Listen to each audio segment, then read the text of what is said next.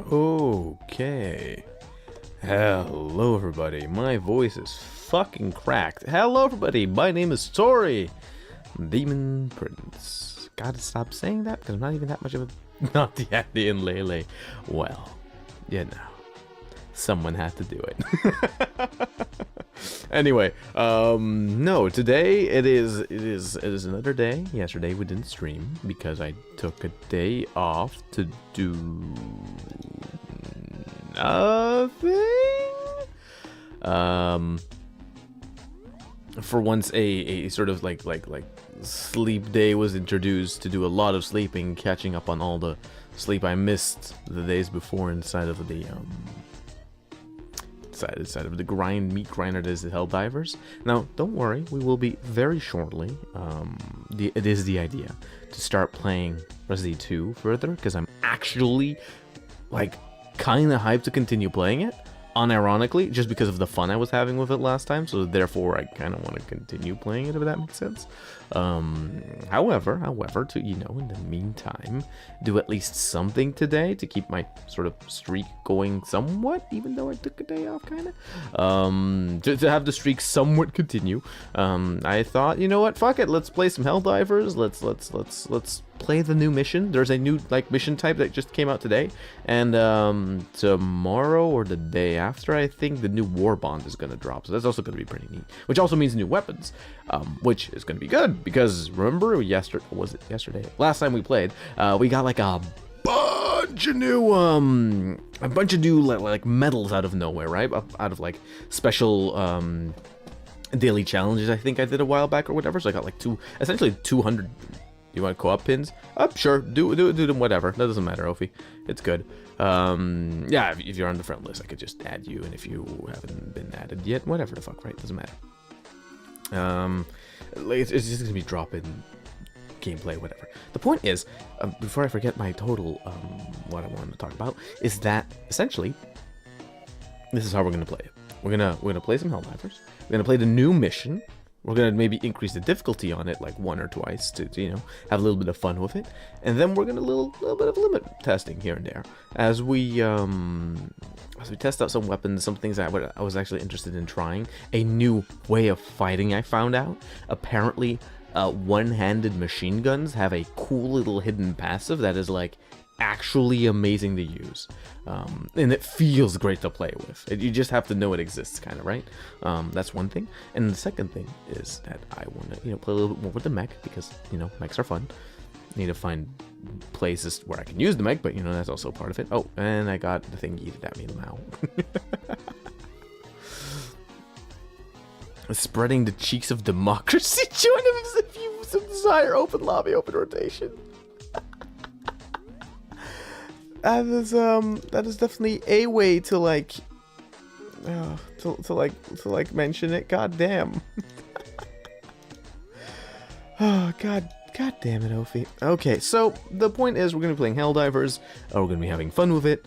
Defender is my main gun right now, very nice. I don't know which one that is. Is it the one-handed SMG? That is now kind of becoming my favorite one because it hits hard.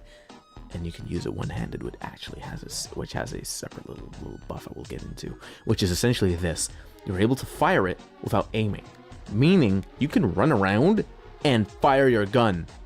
You can fire guns behind you, which, you know what that essentially is a counter to? It's a counter to the stupid bug with the little tentacles that like diddles your butthole. It's a counter. This entire time, SMGs and like secondary guns were essentially, there was a counter to like the fucking butt diddling tentacle demon terminid. All this time, didn't know that. You know, not that the tutorial tells you, which okay is kind of the point, right? The tutorial gives you like the bare bones to send you into the fray. I mean, there's some explanation to why the Ministry of Truth only has a 30% or like, what was it, a 21% like success rate when it comes to recruits. Oh. It has good damage, plus you can run away. True, and you can kill like most automatons with it even, which is like, you know, kind of amazing if you think about it. So yeah, let's get into that. Let's get to playing that. First, of course, we have to watch our daily dose of propaganda as we dive in and have a little bit of fun. Essentially today, it's just going to be some little bit of casual Helldivers, and then I'll see either for tomorrow or the day after or whenever to schedule in Resident Evil 2. God, I was almost going to say 4. No, 2. And to then within the next ish amount of time outside of Helldivers, see if I can queue in some other games within my rotation to not make this channel just to not just make this channel an unironic constant Helldivers channel.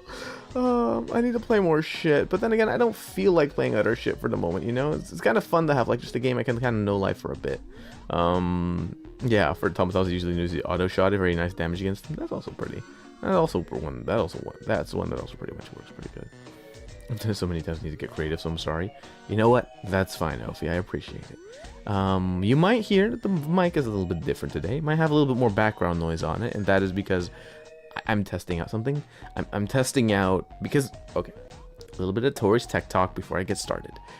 And it's essentially this, right? So, when I had the mic previously, I had certain frequencies boosted and certain frequencies reduced a tiny bit, right? Then I noticed, well, if it isn't always increasing up to the right loudness anyway, what would happen if I do the reverse? What if I just kind of gain everything up and see what I get out of that? Because I noticed I was losing some of my like high-end clarity. Essentially, the high frequencies were kind of being muddled out by all the like muddy basses, which isn't bad. I like having all the basses. It's just I wanted some of the mids back, so therefore, you know, was trying this, and so we're seeing what this sounds like. Or, well, you're seeing what it sounds like. I'll see what it sounds like later. Or, you know, hear what it sounds like, not see, because, you don't get to hear and see things. Anyway. Still, I can't accept anyone's friend request, so I won't be joining. People said, the sadness continues.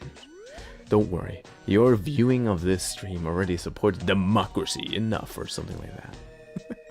Maybe some Dawn of War 2 actually, to be somewhat in the tyrannid, like adjacent vibe. That could be funny.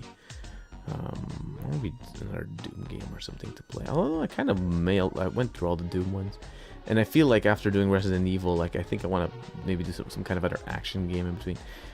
Maybe finally get to that Arkham City game, or Devil May Cry 4? God damn. I can't believe I'm tired. Anyway, let's get started into Helldivers before I totally fall asleep, and then from there we'll see where we go and where we take it, you know? So let me see. Let's go look for the mythical flying Helldiver. I mean, the flying bug, which the Ministry of Truth said doesn't exist. But I say, maybe it does. And if maybe it does, then, well, wouldn't it be interesting to find... Wait, now I'm changing a setting on my VTube studio. I'm going to set down the quality... Not the quality, the fluidity a little bit, so that if the fluidity is down a tiny bit, it can stay a little more consistent during gameplay.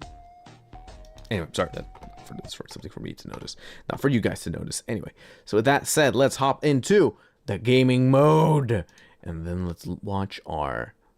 will be work lurkies, have fun, no problem.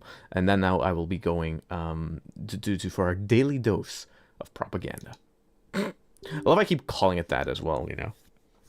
It's probably what I should be naming it for, Ministry of Truth or whatever. They're gonna get on my ass. Goddamn. Helmet time. Gotta wear the helmet. Cadia stands. True. The planet broke before the guard. Okay, time to see if we can actually finish the fucking thing.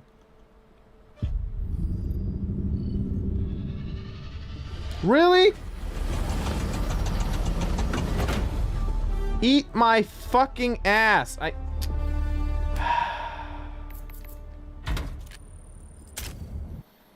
I might have accidentally clicked the button that, you know, skips the goddamn intro sequence by fucking activating this stupid...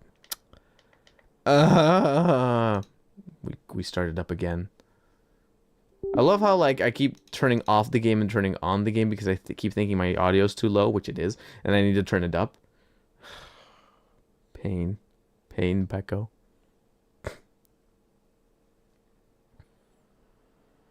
Oh, hell yeah.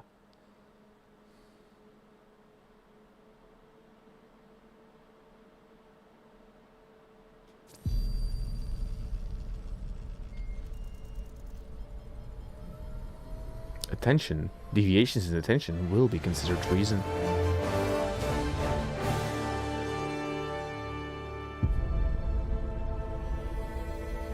Super Earth, our home.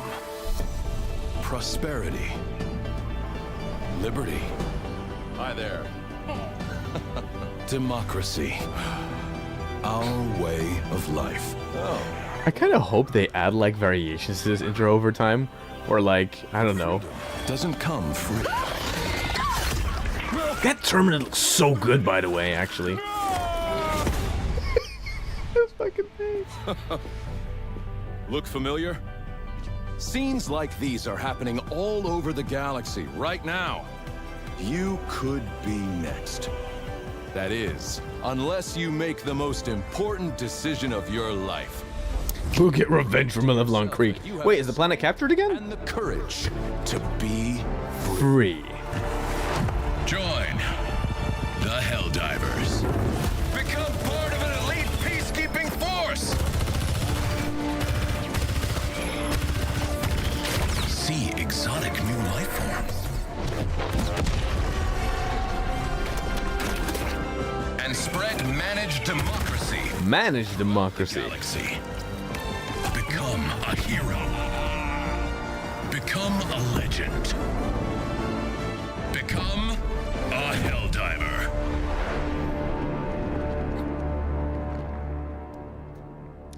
God damn it. Time to head on in. There we go. Oh, wait a minute. Notice above my head in this title screen, right? You see the terminid that's like jumping towards our little Helldivers in the middle. Look above it. You can see flying terminids in the cover art. Wait, that actually makes me think. What if there's terminid designs within this like art piece that we just haven't noticed yet but are actually gonna be in the game? But like that are just like slight variants of them that we just haven't noticed yet, and or maybe they get added to like the drawing over time. Although I think they were there always. Huh. Oh, what the fuck is the purple thing there? I got a little glitch there. I'm in my fucking fat ass armor. The terminid control system is fully operational. The spread of the terminids is at an end. Oh, apparently doing some cool shit. Yeah, okay, hell yeah.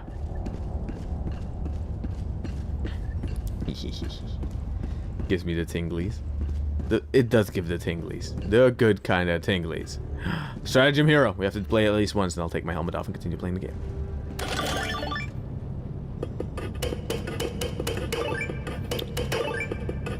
And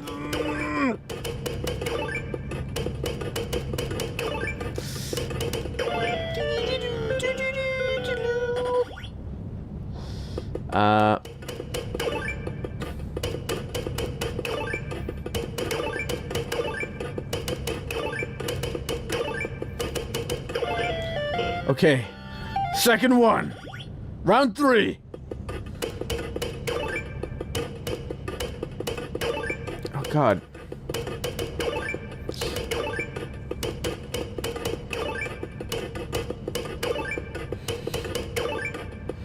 Ah, fuck, god dang it, 9-10.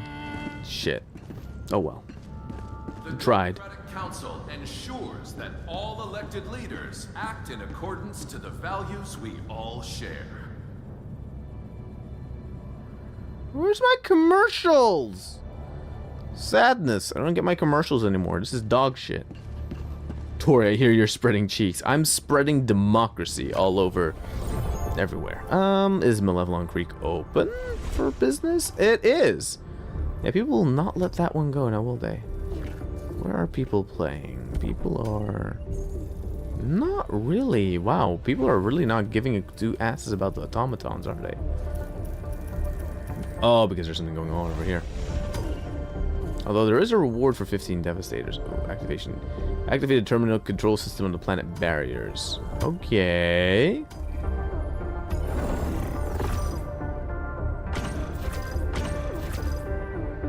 There's like one mission everywhere. Holy shit. Okay, wow. Activate the... What is it? The terminid control system. We can control the little fucks? Huh. Who would have known? Well. Anyway, let me take off the goddamn... Terminals are the fucking vehicle.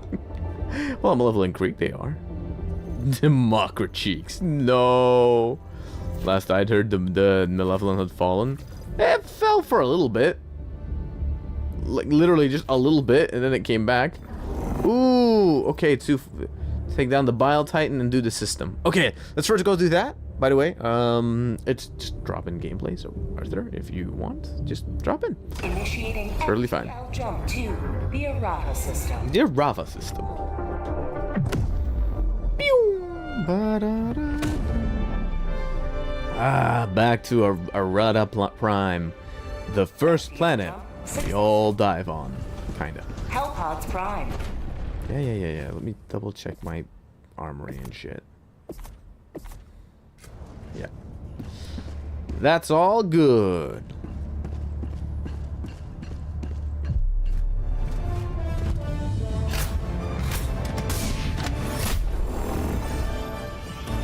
Okay, let's see, right?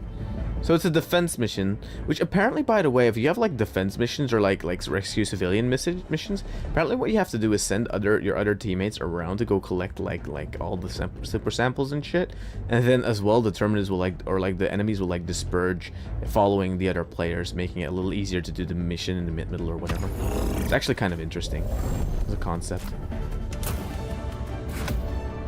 Morning, welcome, Adam. Morning, brother. Although I wouldn't say it's morning. For me, it's more like afternoon, evening, even, you might say. Okay, what do I feel like wearing? And then I feel like, well, I can always use a rail cannon strike just in case. And or abominable barrage is fun, but I'm gonna be taking that thing. Launch initiated. I wish you could unlock more stratagems to have on you when you go dive in, not gonna lie. 4 stratagems felt like a lot until you have so many options. Remember to fill in your C1 permit before any act that could result in a child. Remember, you must press the fucking buttons before you fuck. I mean, the fucking files before you... Oh, fuck. I would, but different game version? Different game version? What? Oh, you didn't download the update yet? Well, I'm in Asia, so it's morning here. Oh, like that. Fair enough. No matter the cost. So, look at that. So this is like the termicide control system. Let's turn this fucking flashlight off before I get seen. Ooh. Let's crawl to the other side.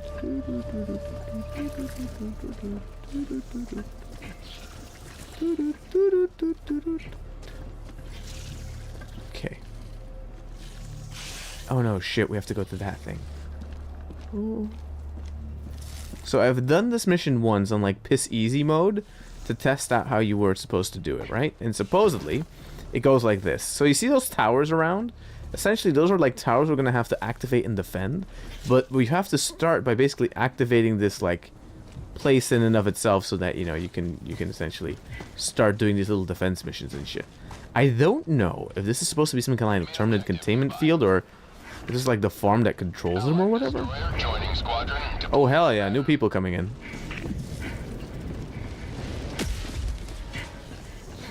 Ooh. Expendable anti-tank. Keep that on us. Oh, or some firings happening. And they have no body. That is interesting. Look, so this area is monitored for your safety. Objective located. Southeast. Time to move towards the objective. Shit, I have to go stim. Stim. Let's go stim the buddy. Let's go stim a buddy. Oh shit. Wait, what the fuck? So by the way, this is something cool you can do with the look. You can like one-handed fire with this thing. It's really inaccurate, but look at this.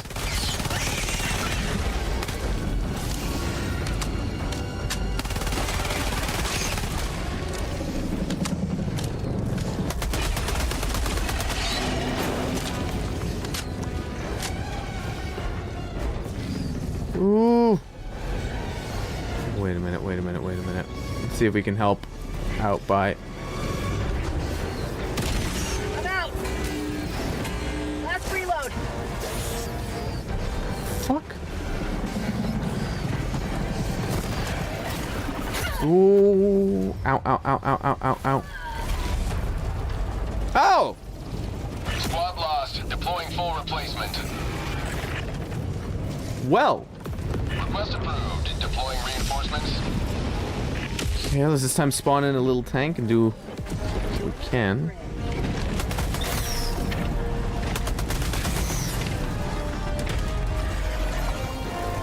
How'd you like this?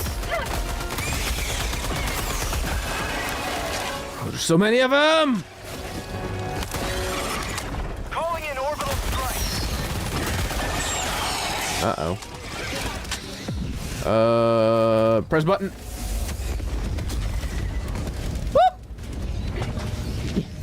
So, okay, now we have to just defend this, right? Calling down a walker. Bug tunnel breach.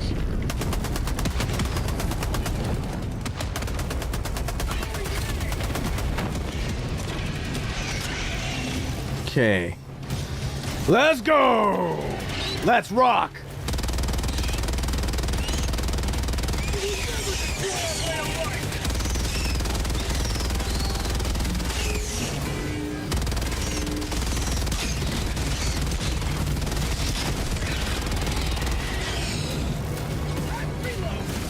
Look, I can stomp on him. Step. Step!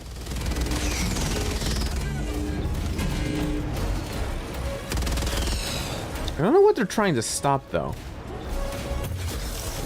Yeet! Oh. That's it.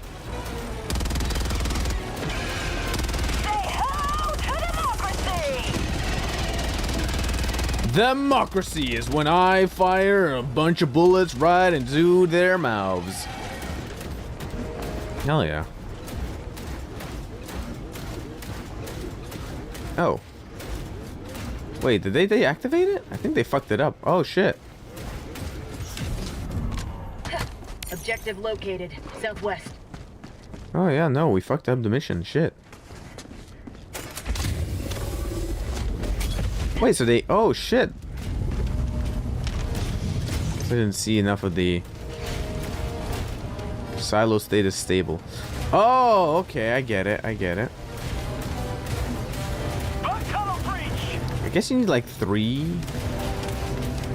players essentially to just like defend every side.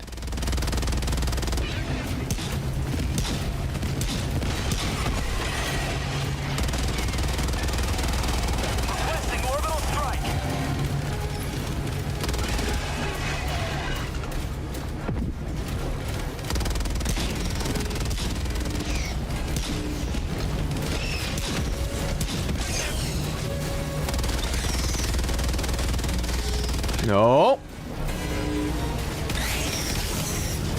Okay, I can't stomp it for some reason. My L3 won't work. Lovely. I mean, my R3. Stylo stays unstable.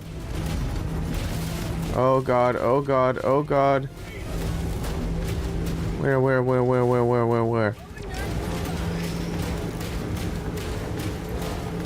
Oh, like one bug somewhere touching this fucking thing. There you are. Where else? Where else? Where else?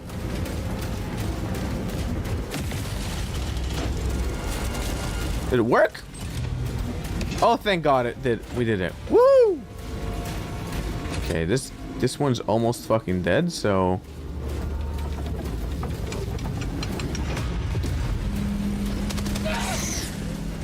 Wait, let's go give a hug. Oh, there we go. The greeting. The homie General Helldivers greeting. Wait, what the fuck? There we go. Button. There we go. Hell yeah. That is what you're supposed to do.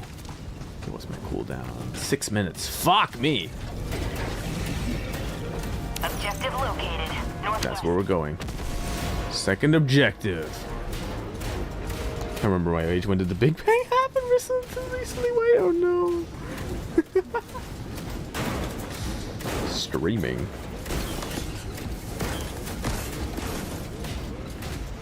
Not every day, everyone is joining Helldiver. Sometimes people are just viewers. Originally, you guys weren't even able to join the streams. Originally, it was a one-man band. Located. Northwest. What is that one doing? Fuck you. Okay, I can't stomp with this little guy. That's kind of an annoyance. I kind of need the stomp ability to be decent with it, but oh well. Shit. I kind of probably should have taken like a sentry turret with me.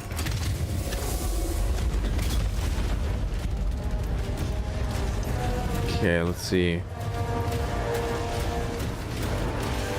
We can open up the sides so that... Where are they?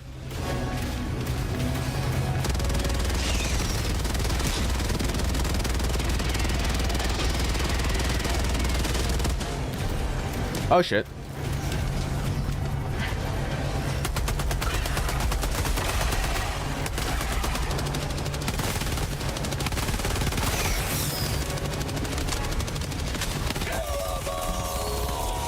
Last reload.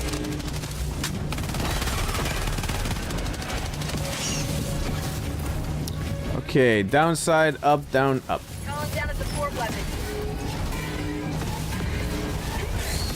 Out of ammo. Fire in the... Yeet! For prosperity! Ooh! Burning holy fire! Oh shit.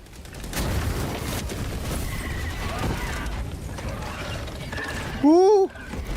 God damn it!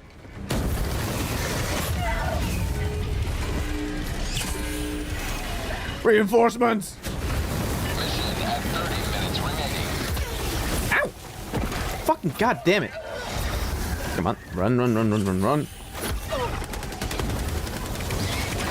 Burn! And then I burn myself. Lovely. God damn it. Oh shit. And I'm dead. God damn it. Diver for the cause. Another diver for the cause, pretty much. I feel like a complete moron every time I die to something stupid like my own fire! On the way. Doo-doo-doo-doo-doo. Anyway, where's the previous Tori's fucking gun? There we go. Oh, yeah, I was reloading this stupid piece of shit. Oh, there we go. Run, run, run, run, run, run, run, run. Okay, so I essentially have to just defend two sides. There we go, full stims. Hell yeah.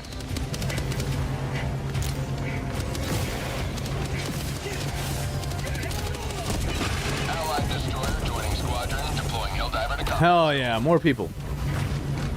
Actually, technically speaking, putting the,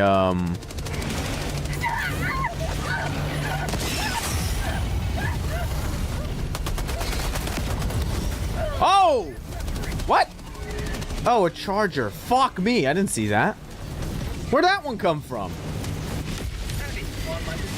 Calling in reinforcements! Oh, you could have thrown me on the death charger. I would have, like, charged on its ass. Request approved. Reinforcements have been launched. Drop pod on its head. Ah, dang it. Democracy is land. Yeah, I'm gonna have to redo this part. Shit. Woo! Oh, I headbutted it. Okay, note to self, you can't headbutt a fucking... Can't headbutt a charger. Or you can try. Woo!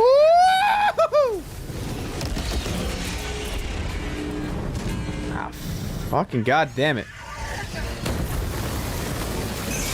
Burn, burn, burn, burn, burn, burn, burn, burn. All of you fucking... Oh, shit.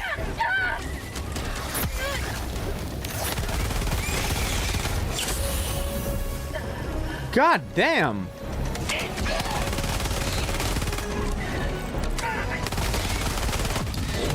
Okay, note to self. Don't forget to bring along a goddamn... How about a nice cup of liver tea? Yeet! Yeet, damn it. Activate battery silo 3. Shit.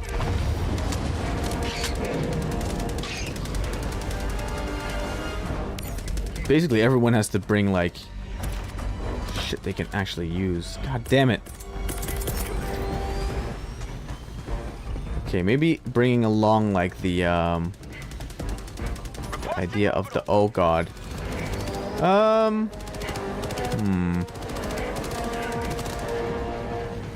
Requesting air support. Keep liberty. The battery cell 3. There we go. Touch button. Calling in reinforcements. Destroyer has left the squadron. Bug tunnel breach. Tunnel breached. Oh shit. Down, up, down, down, side. Calling in orbital strike. There we go. Just one down. Ah, yeah. Out of ammo.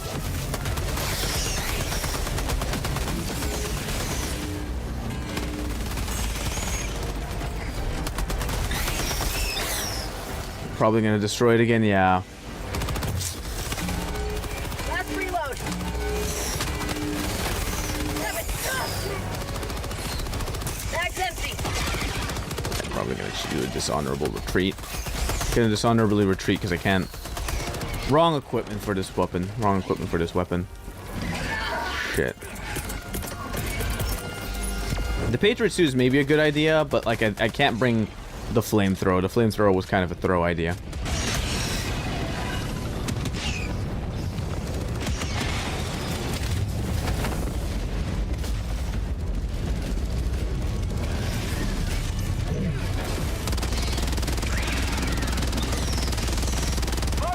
Come on!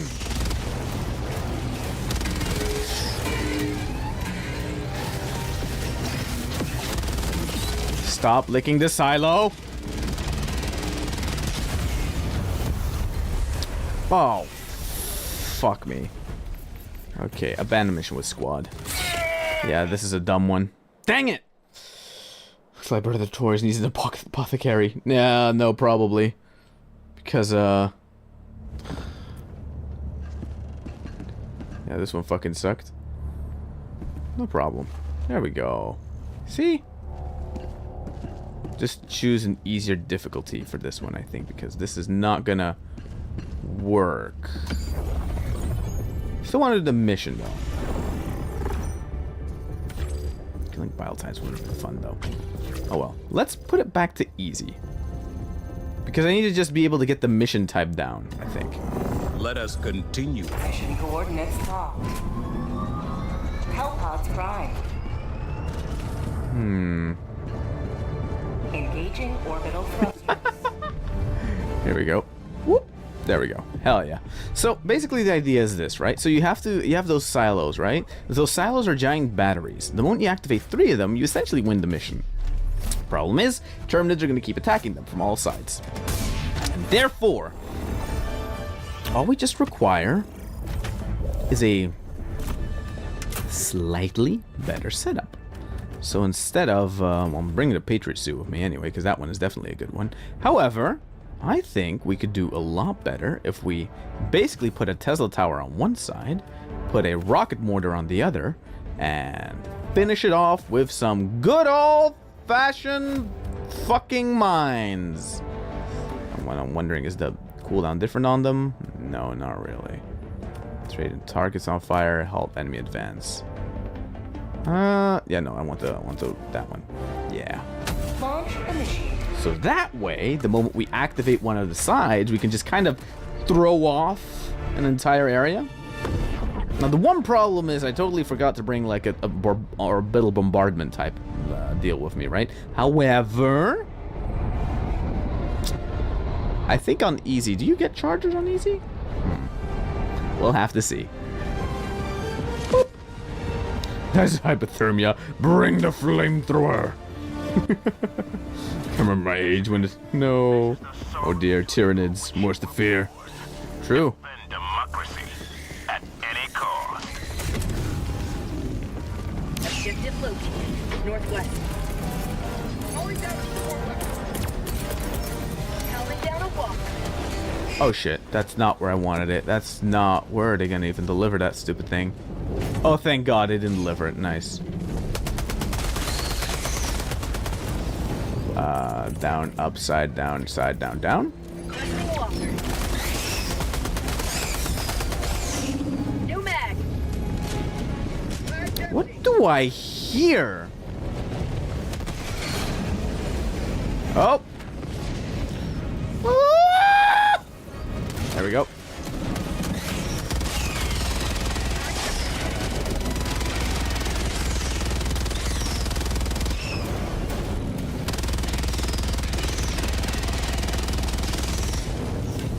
There you go.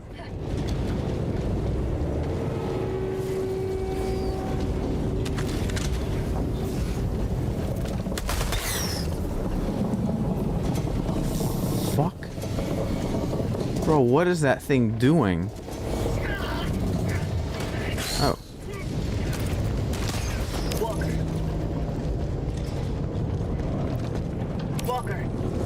Go get the walker. God damn it. Wait, let's see if we can get closer. That thing is horrifying. Oh, it's a big, ginormous tower. Okay. Fair enough. Okay, let's see if we can give someone the walker. Here, wait. No.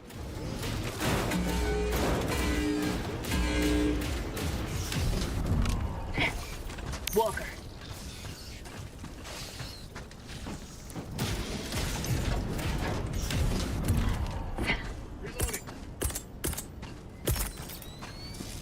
Kind of not that interested in like anything. That's kind of Calling down fortifications. Calling down a sentry. Requesting fortifications. Requesting sentry. Sending down sentry. Get some! Get some! Okay, time to...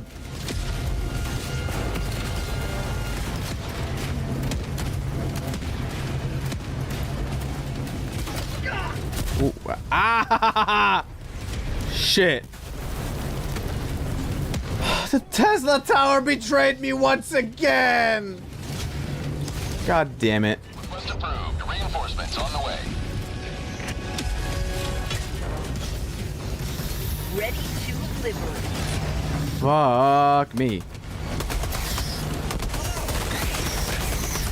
How'd you like the taste of freedom? Oh, shit.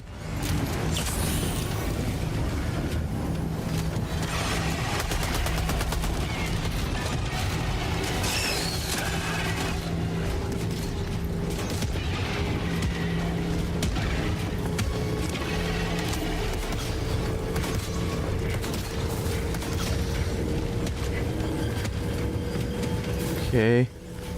94, 95, 96. Let's go. Nice.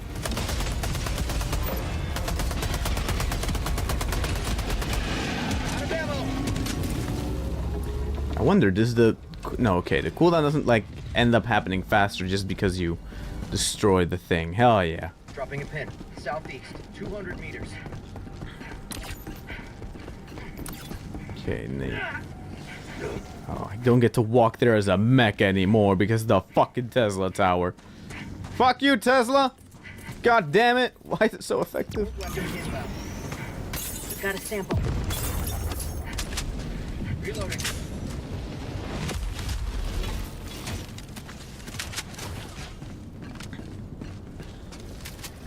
I just noticed where like these little side things have a lot of extra ammo and stuff. Actually kind of good. Tori surviving Australia while only being handicapped. This is prejudice. He's only has 3 slots to him. Just permanently lost one due to his exosuits.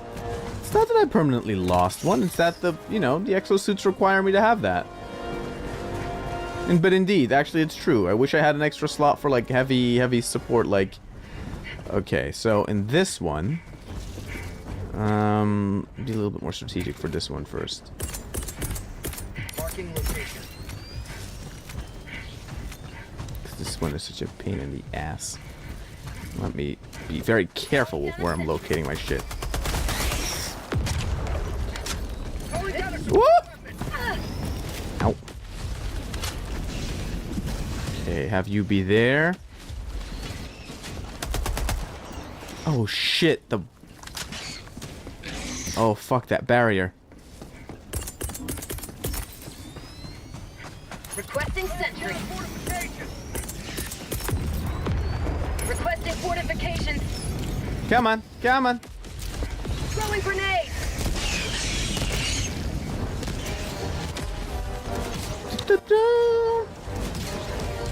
Okay. So now let's hopefully that Tesla tower can take that side.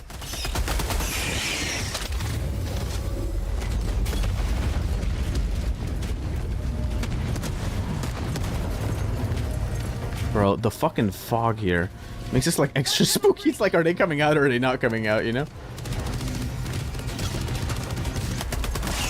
Ah!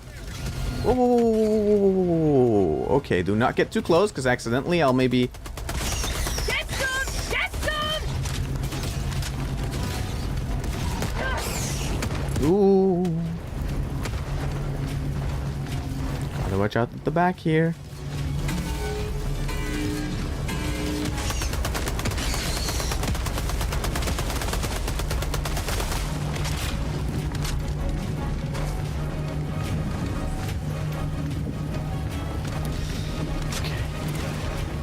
It's kind of working. Kinda, you know? Calling down supplies.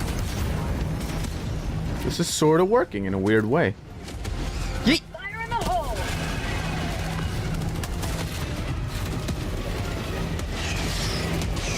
Okay, which terminids get past the thing? Oh, the ones that exploded. Dang it, dang it, dang it, dang it, dang it, dang it.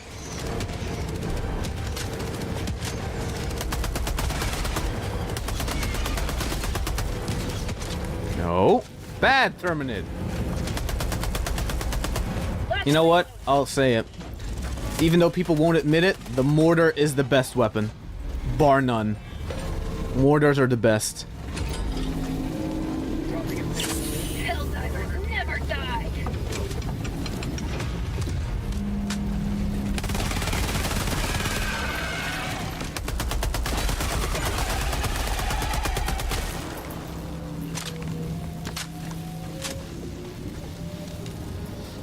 No mag! Reload this thing. There we go. Oh. Take one of these, because I might as well, because they're on the floor here. I don't know what those two are doing, but you know, I'm just gonna let them live as I run the fuck away. Dreadnought, more like Dread Knight. Actually, they're more like Dreadnoughts because they don't really have like... The Dread Knight kind of always has... Well, no, actually that's not true. I wanted to say they always have like the armor thing going for them, but they don't necessarily. It's weird, they were just chilling there for a bit. Kinda, right? Nah, I can't bring the flamethrower. Flamethrower kind of ass, though.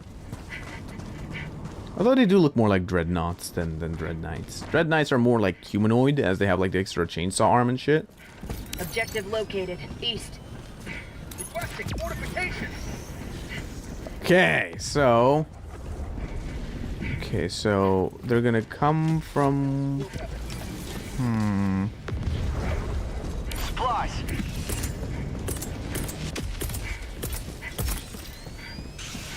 Calling down Yeet. a sentry. No mag! Set side down. This is where we're gonna be at. Requesting sentry. Downside, upside. Calling down fortification. Oh shit! Oh! Oopsie. I might or might not have dropped it on my fucking face. Calling in reinforcements. Hostile breach. Request approved. Deploying reinforcements. Mission at 30 minutes remaining. Reporting to the front. Okay, let me see on the other side here how it's going.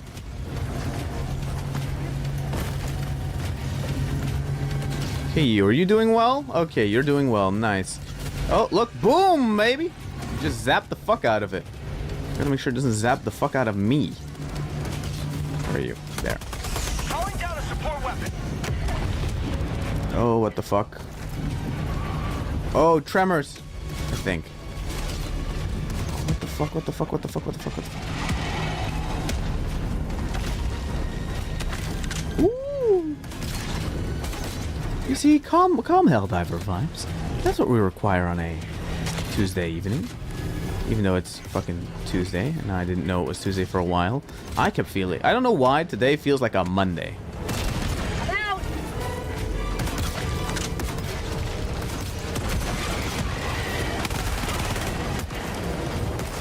Ah! Okay, my mortar hit me in a way. It just knocked me off my ass. That Tesla tower, you know what? Okay, it might be a son of a bitch, but at the same time, that thing is fucking Dropping powerful. West, 300 meters. Okay, time to get the fuck out of here. No mag. Oh yeah. Stolen Vader, that thing is a federal imperialist crime against dreadnought kind. Tiger and Tome, no. They're ugly, but they pack a punch. Even in death, they still serve. Hey, that one actually. It's just the amount of bugs where it matters. Location. West. Bro, this fucking planet, when it's like raining, just... I don't even know if it comes across decently on stream. Because I think stream just kind of turns it into like a gray, like orange mush. But there's like a lot of like different details within the density of the fog that I do kind of like. Like the little rain details, the little like... Yeah, no, there's just a lot of little like details throughout the game that just kind of make it feel more complete. Like, I would say none of the graphical technology within this game is necessarily groundbreaking in any way. It's just more like all the things together, like implemented together really well. It just works, and it's just so nice to see, you know? Like, look at that. For once, I'm actually not constantly being like, oh, look, the graphics at that. Oh, look, the graphics at that. Because there's not really much to say. It's just, you know, it looks very nice. It totally sells the fantasy it's going for. And you know what? Finally, a game that makes you feel like an ant fighting gigantic hulking behemoths. Instead of a game that tries to empower you too much by making you feel like an ultimate badass. In this game, it's more like you feel like the ultimate dumbass. And that works, you know? It's like, ah, yes, you are the ultimate dumbass. Okay, let me put you where I don't have to necessarily engage with this fucker. Calling down a sentry.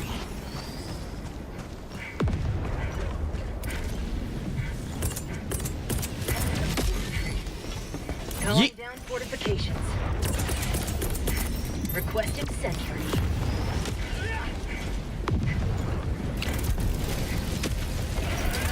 Cobe genetics. Interesting. I got the terminal. What the fuck is happening over there? Oh god.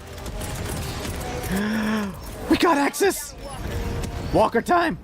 Let's go! Tori, Digivolve too! How do you like the taste of freedom? Big Tori with big gun! Yeah! Stomp! Get out. Oh. Ooh, let's not get hit by that. Why can't I do my melee attack? God damn it. Calling in extraction. Side, nope. Side, up, side, nope. Side, up, side, down, side, down. What the fuck is that? Oh, that's what it did. It connected the weird, like, hive things to that, and then now it's... What is it doing? It's like... it's like making noise?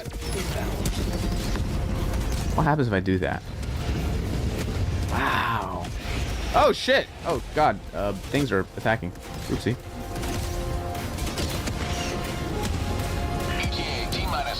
Oh, the fog is so dense. That thing looks fucking horrifying. Is it like spraying the environment, or is it like... I guess it's covering this entire area in this like dense fog. So maybe the fog like I wonder if it either eradicates them from the surface, or it like or does it put them to sleep? I wouldn't know. I would. Oh shit! I wouldn't be surprised if it was like some kind of sleeper thing. You know what? I'm not even gonna try and walk into that minefield. Then when I step into one mine, more than likely my goddamn mech just evaporates and breaks into nothingness. Walker. Go into the mech. Hey, look at that. Oh shit, wait, they're coming real close. We're coming real close, we're coming real close. Ah! Democracy time! T-minus 30 seconds.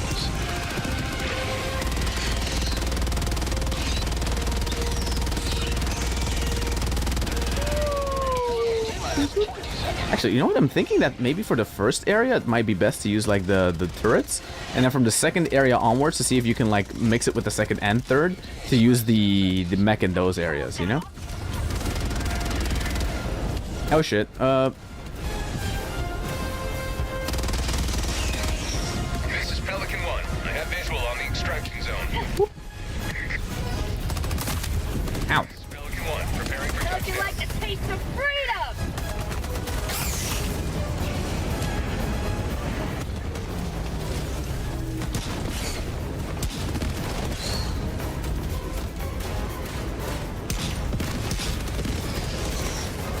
So wait until I turn around.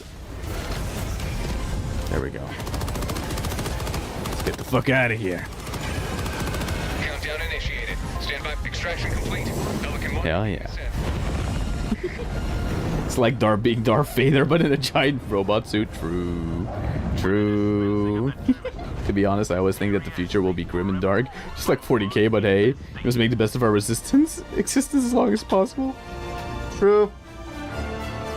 It's all about just, you know, vibing a bit. So weird, we're just chilling. They just chill. That's what they do. There we go. You see? Made the thing go up. Make game button go up, go up.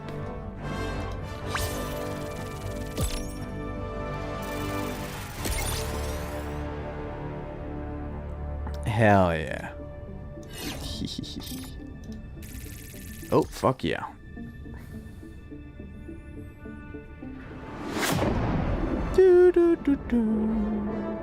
Hell yeah. I think there may be people who want to join the lobby if you can flash the friend code in case they're still here. Oh shit, yeah, no problem. No problem.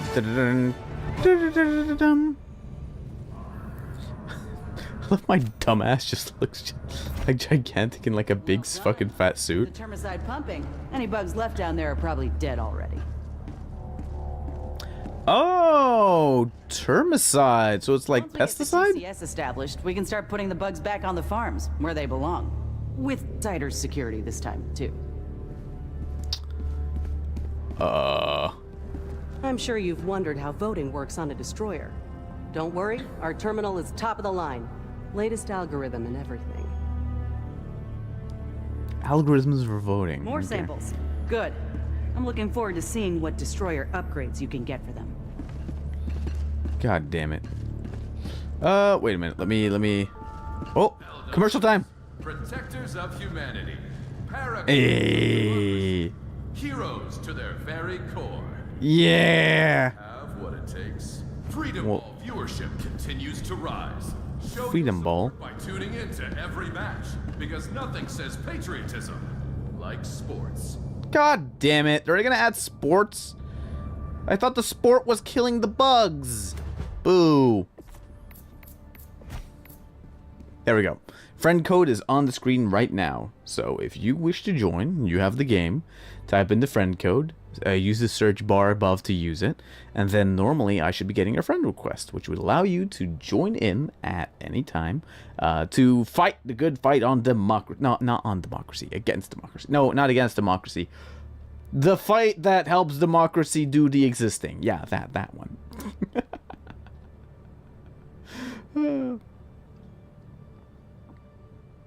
I've been suffering for 500 years. Sacrifice is all they have left. Nigga side effects of, well, you ain't that great. No. To be honest, brother Tori, there is only one person in this chat who wants to join your crusader. Oh, shit. Oh, fair enough. Well, even then, if they wish to join, then they... Or do they already have the key? They already have the key, then there's no real point. But, you know, might as well flash it further on the screen for a little bit, but then head off back into the void. What is the next mission? Innocents perish with every wasted second. We must act. Okay, we did one on this planet now. Let's go do... In righteous I actually want to go do it on Turing. The bugs swarm across this planet. Choose where to make your stand. Let's do medium one. Medium one is, you know, a little harder, but it allows us the advantage of... God damn it. Why is there not so many missions in the light section of the map? Just don't really... Mission remains. Initiating FTL jump. There we go. The Turing system. Right off left, not sure. Ah, it is what it is. Fair enough. Jump complete. Hellpods prime. Oh yeah. It's help diver time.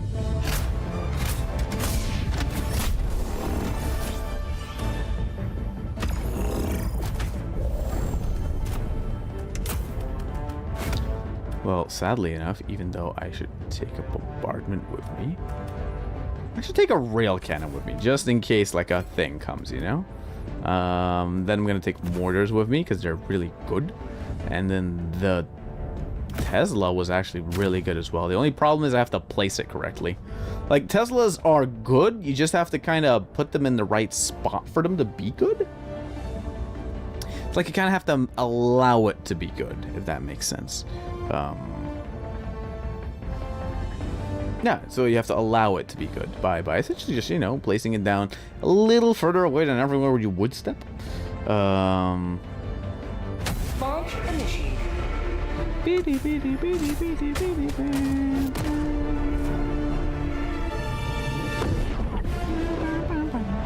Don't go it alone.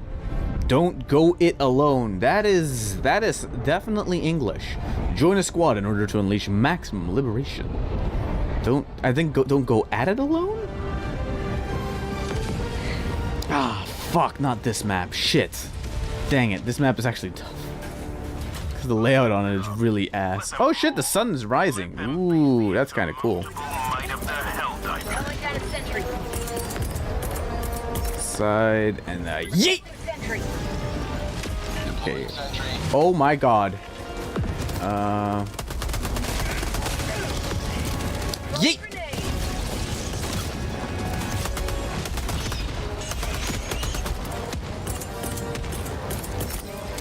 Whoopsie. Ah! God fuck damn it. Yeet!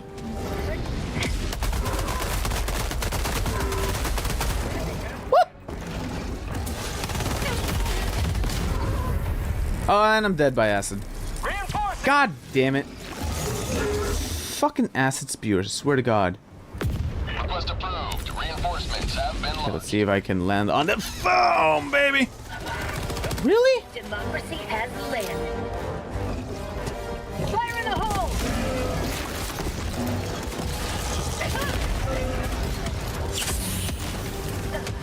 I'm gonna be honest, this is not going as well as I thought it would. Maybe my strategy wasn't the best. What strategy? The strategy of just kind of, come on, get him, Zapper. Yeah, look at it. Look at the Zapper go. Tesla cannon, awesome. Tesla cannon kills everybody. Friend, foe. Ooh. Side up, side down, down.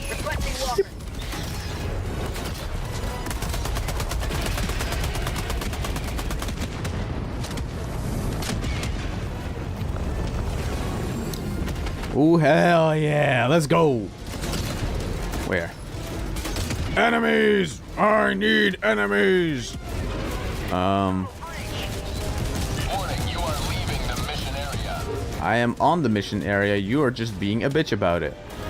Come on. I can stomp it from the back. Let's go. Where? God damn it. No! There we go. 2 rockets is all it takes. 2 well-placed rockets to the right dome side of the thing. Make it go boom. There's no reason putting like bullets into that area if the Tesla tower takes care of it. Look at him go. Look at him trying to like get close and then get zapped. Stupid bugs.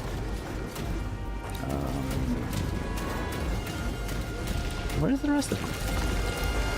Boop, boop, boop. Well, look, if they're just gonna like go around and get zapped by the Tesla tower, then what's... Oh god, my Tesla tower's gonna be out. I'm gonna have to go search for more enemies. Welcome in, Billy. Hell yeah, welcome in with the donuts. Now I actually do feel like donuts. God damn it. Oh shit, shit, shit, shit. Oh fuck. Stomp and stomp and stomp.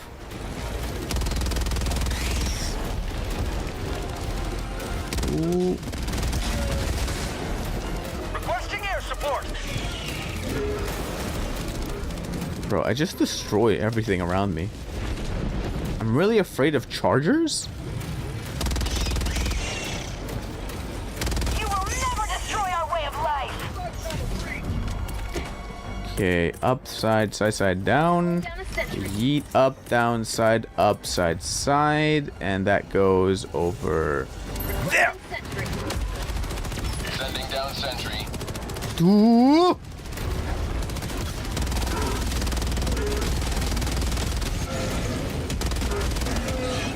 Boom, baby. Is it me or did they... It's weird. They kind of toned down the easier missions. Somehow. Or that's at least what it kind of feels like. I don't know if that... Maybe it's just the mech talking, but still. Tunnel breach.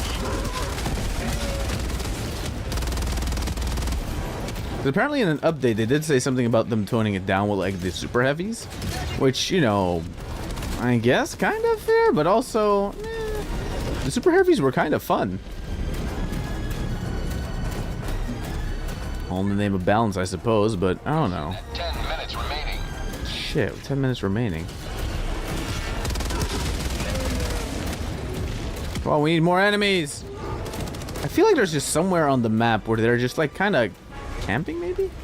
Maybe over here is where they're camping. Let me go up there. Let me go take a look. Hello? Well, they're getting bombed over here, so that's... Oh, shit. Up, down, side, up. Calling in Yeet. reinforcements.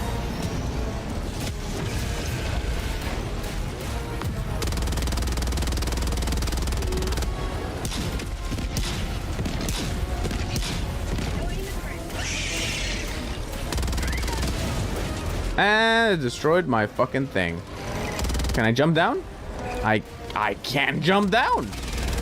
Okay, awesome. I didn't know I could do that with the mech. I'm gonna be perfectly honest. I kind of thought I was just only allowed to fight with it. I didn't know I was able to like jump down like that. Holy shit.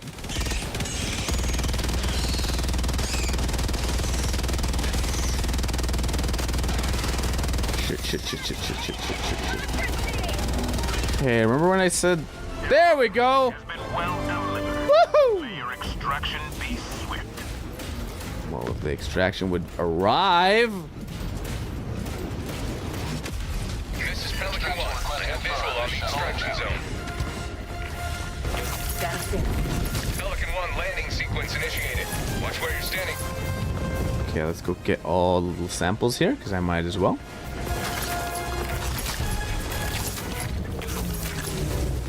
Look at that!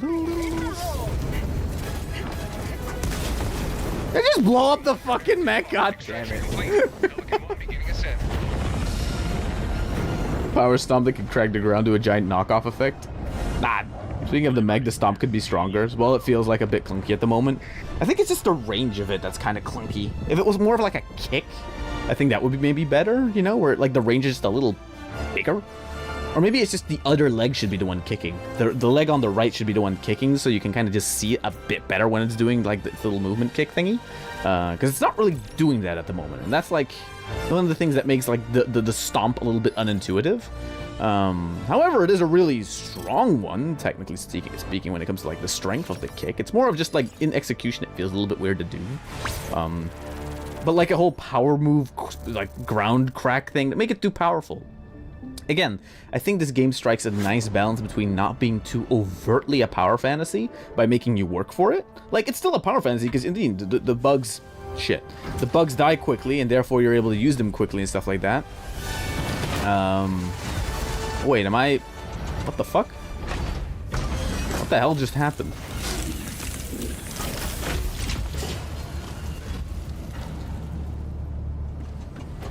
Imagine you can equip methods with 2 lightning claws. Fail to establish network connection. What the fuck? I love when my game is all fucked. No worries. We'll just like wait for a few seconds and then it'll be back. I hope. It'd be weird if it wasn't. Normally the stream, if like I have problems with the network issue, that tends to like disconnect the entire stream. But today it's just the game, so that's good? Question mark. It's not terrible, so that's something. Though the game seems to be... I kind of Alt F4'd out of it, but I'm kind of stuck on the screen. That's a little annoying. I guess I'll just have to wait for a little bit before it comes back. Hell yeah. Would mostly be a smaller effect to affect the smaller enemies. I guess it's more like, indeed, like the radius of it could be a little bit bigger. So like, even like you stomp, it doesn't have to be the precise leg, but like a little bit of an area around it. You know, and you could excuse it as, like, the mech's stomp is so powerful that it disrupts the little, like, it shakes their brain so much that then they die. Like, a little stomp would be a little nicer to have a more tactile, close combat experience with the thing, I suppose. That would be nice. However, what the fuck is going... Why isn't Helldivers closing? Helldivers! Fuck's your problem? Stop it. There you go. Oh, kind of sad. I wonder what the issue was. Kind of weird. Haven't had that in a while. Hi, Twitch. By the way, brother Tori, is there a brother in the chat who wants to join you? I don't know if there is. I can't tell right now because the Steam Cloud. Retry sync. Retry sync. What in the other things that they balancing? Let me read the patch notes, actually. Good day, citizens of Super Earth. A new patch to aid you in your efforts is coming in. May Super Earth give you courage. Overview. Today's patch is dealing with the spawn rate of heavily armored terminid enemies, as well as the possible play against them. It also contains some fixes to UI elements and crash fixes. Balancing enemies. The amount of heavily armored targets that spawn on higher difficulties, especially for the termanids, have been a big discussion point online and internally. The intent is for groups to have to bring some sort of anti-tank capability, but not to the degree previously needed. To that end, we have reduced the spawn rate of Chargers and Bile Titans on difficulty 7 and up. In addition, we've reduced the risk of spawn spikes of Chargers and Bile Titans. Please note that we have changed the distribution of enemy types, not reduced the difficulty. Expect other enemy types to appear in greater numbers instead. Oh no. Oh, we as a community fucked ourselves in the ass, didn't we? Oh no. I hate the fucking stalkers and the little hopper ones, you know? I'd take like I would. I'd take 3 chargers coming at me, but me like dodging out of the way, slowly like hitting them in the butt, slowly like draining their health that way. Over the fucking like stalker that comes out of nowhere, just like butts you in the ass and then just kills you all the way like that. Oh no, I hate that. God damn it. God, what else did they do? We are not changing anything regarding the Charger's legs. We are, however, lowering the health of the Charger's head. It would now be at a point where a well-placed shot from a recoilless rifle or an EAT-17 instantly kills a Charger. Together with the unfortunately undocumented change of last patch that increased the armor penetration ability of less well-placed shots for the EAT-17s and recoilless rifle shots, Chargers should now be easier to handle by well-equipped groups. So if you bring more shit along, the charges will actually be decent to deal with. That's, I guess, the takeaway. Does that mean more stalkers? Oh, fuck me. Right? I know. Send friend request once you're back on, because it could get you back when they send a request. Oh, okay, nice. Fair enough. God damn. Gameplay. Electronic countermeasures operation modifier, which has a chance of giving you a random stratagem instead of the one you input, has been removed in order to be reworked, and will be reintroduced in a future iteration. We found that this modifier wasn't communicated clearly enough, and overall caused more frustration than excitement with the way it was currently implemented. This change was made in patch 100, but was unintentionally omitted from the patch notes. Also, they got rid of it! Oh, but that was such a fun fucking modifier when you start pressing your shit and it did the wrong thing, and I kept getting angry at it because it was like, what the fuck is the game doing? And then I realized, like, oh, it's the automatons being complete dickheads. Like, that was cool. Why did they remove that? Boo! The random, like, weird... that was fun. God damn it. Balance crybabies will ruin every game, I swear to God.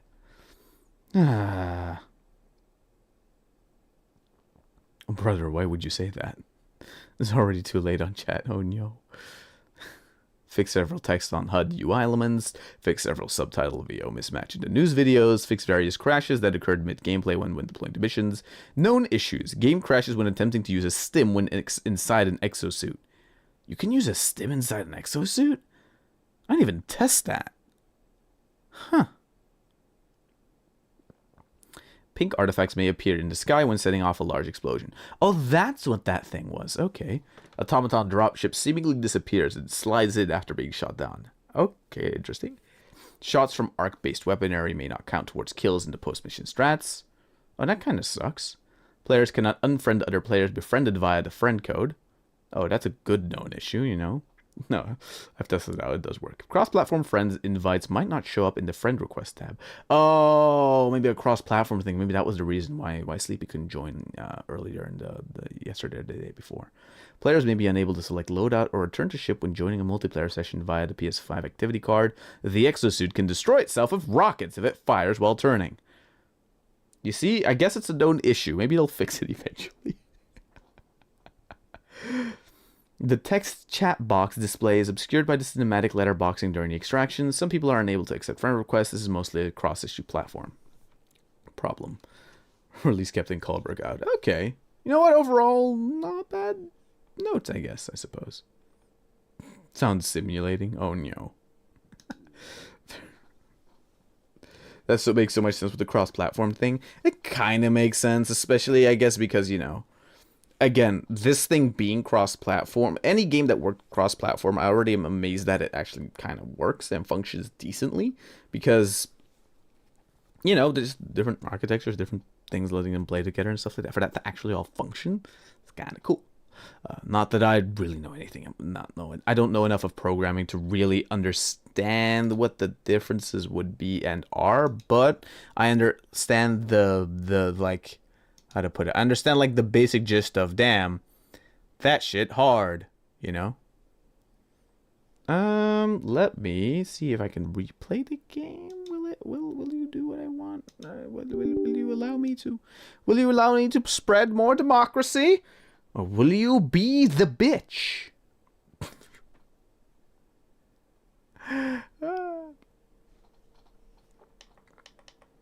Okay. Oh, failed to establish network. Failed to establish network connection. My thing is lagging like a mother bitch.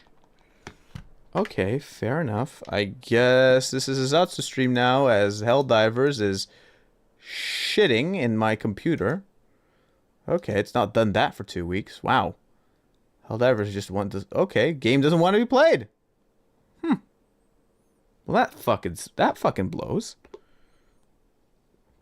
God damn it. Yeah, my model is like twitching like a motherfucker. Don't know what the hell I did today for it to be like tweaking so much when it comes to like its little face and shit like that. But yeah.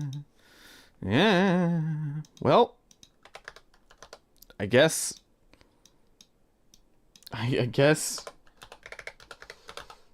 Helldivers brokey. So, chat time. God damn it, I've not even been live that long. I've been live for like 1 hour. God fucking damn it. Live for 1 hour and it doesn't work. This is bullshit. This is bullshit. How dare they ruin my experience? It is what it is. God damn it. Tori's suffering an automaton interference. Pretty much. I'm grateful for cross-platform play. Never again will I have to buy a console just because my friend has it. That is actually a really good fucking point, come to think of it. Yeah, because, like, that is like, on... That is just what the hell, like, ancient, how to put it? Not ancient. That's like what all old games, it was essentially, you didn't buy a platform because you necessarily wanted the exclusives or you wanted the single player games. No, you bought a console because your friends had the same console, and if you were an Xbox player, you were kind of like, it's like a cult. You couldn't do really anything else, at least with PlayStation, you know. And I'm talking PS3 days. I'm talking like 10 years ago at this point. And like back in those days, you just get a PS3, just connect the Ethernet cable to it, and you can play all you wanted. And then you laugh at the idea of Xbox bros being like, "Oh, I require a subscription to be able to play on the Xbox Game Pass." It'd be like, what? You have to pay an extra, like, what, $10 or whatever the fuck it is just to play online? I get that shit for free. And yeah, the servers were garbage. I don't deny that. But I don't care. It was fun. Believe me, the amount... You know what? Actually, multiplayer-wise, when it came to the PS3 days, you know what the game was that actually I had the most fun with, to be honest? It wasn't, It wasn't like Call of Duty. I was an avid Call of Duty player. No. Never Call of Duty, actually, come to think of it. You know what it was? Fucking Alien vs. Predator. So, the third Alien vs. Predator game, right? Released on PS3, Xbox 360, I think also PC or whatever. Although the PC version works... kinda. Anyway, so the point, because it's one of those games that was made in, like, in the 2010s, and it's not optimized for systems with more than, like, 8 CPUs and cores, and therefore it, like, fucking loses its own ass, right?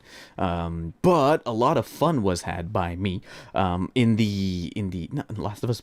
Did The Last of Us have multiplayer? I thought they were working on that, and that got scrapped. Anyway, Uncharted multiplayer? Wait, I had multiplayer? Oh god. Well, come to think of it, PS3 was also like the age of every game needed to have multiplayer, so even if it was a single-player experience game, they just kind of arbitrarily shove it in, and it wouldn't like be well implemented at all, by the way. It would be like very shittily implemented, but they just do it anyway because I don't fucking know. Anyway, that's not the point, right? So 10 years ago, the Alien vs. Predator 3. Blah, blah, blah. So Alien vs. Predator 3, god damn it, was a game that wasn't that well regarded necessarily, mainly because of its like kind of lackluster campaign compared to AVP2. Although it had really fun mechanics when it came to, like, you know, playing as the Predator or playing as the Alien. The Marine was kind of, you know, box standard shooter kind of thing. Even though by today's standards, there's like still a lot of things going on when it came to like the little tracker and shit, and little like the beeper and stuff like that. They kind of made the ultimate multiplayer where you could play as one of the 3 factions, right? You could play as a Marine, you could play as a Predator, you could play as an Alien. And even though you think, hey, why would you ever want to play as the Marine when you have these cool classes like the Predator and the Alien? The Marine class was actually really fun to play as, because you know how in Helldivers you can kind of roleplay the whole I am whatever the fuck, right? You could basically do that as the Marine, and that was built into the experience, because as the Marine you could see fuck all. You had your flashlight, that was the only real sense of like direction you had. You had a little beeper tracker that goes ding, ding, ding, ding, ding. Like that was the only fucking thing you had to basically see in AVP2. I don't get it. No, Alien vs. Predator 3, the game that came out like around 2012, 2013 or something like that. That online multiplayer was a lot of fun. Because you play as the Marine and basically get the horror movie experience of your dreams. Or you can play as the alien and realize that it's really fucking hard to play as the alien, because the alien essentially has this vision, right? It could like kind of see through walls, and you can climb walls and shit, so you have to not get disorientated by like, you know, leaping from one roof to the other roof whilst being in first person. It was kind of weird because the alien felt like a class that would work better in third person, but then the Colonial Marines would eventually kind of do that, and it didn't really work that well. It wasn't that great. Terrible game, but like outside of that, like its multiplayer tried to do a little bit more with it, and it kind of worked, but it also kind of didn't work. You know.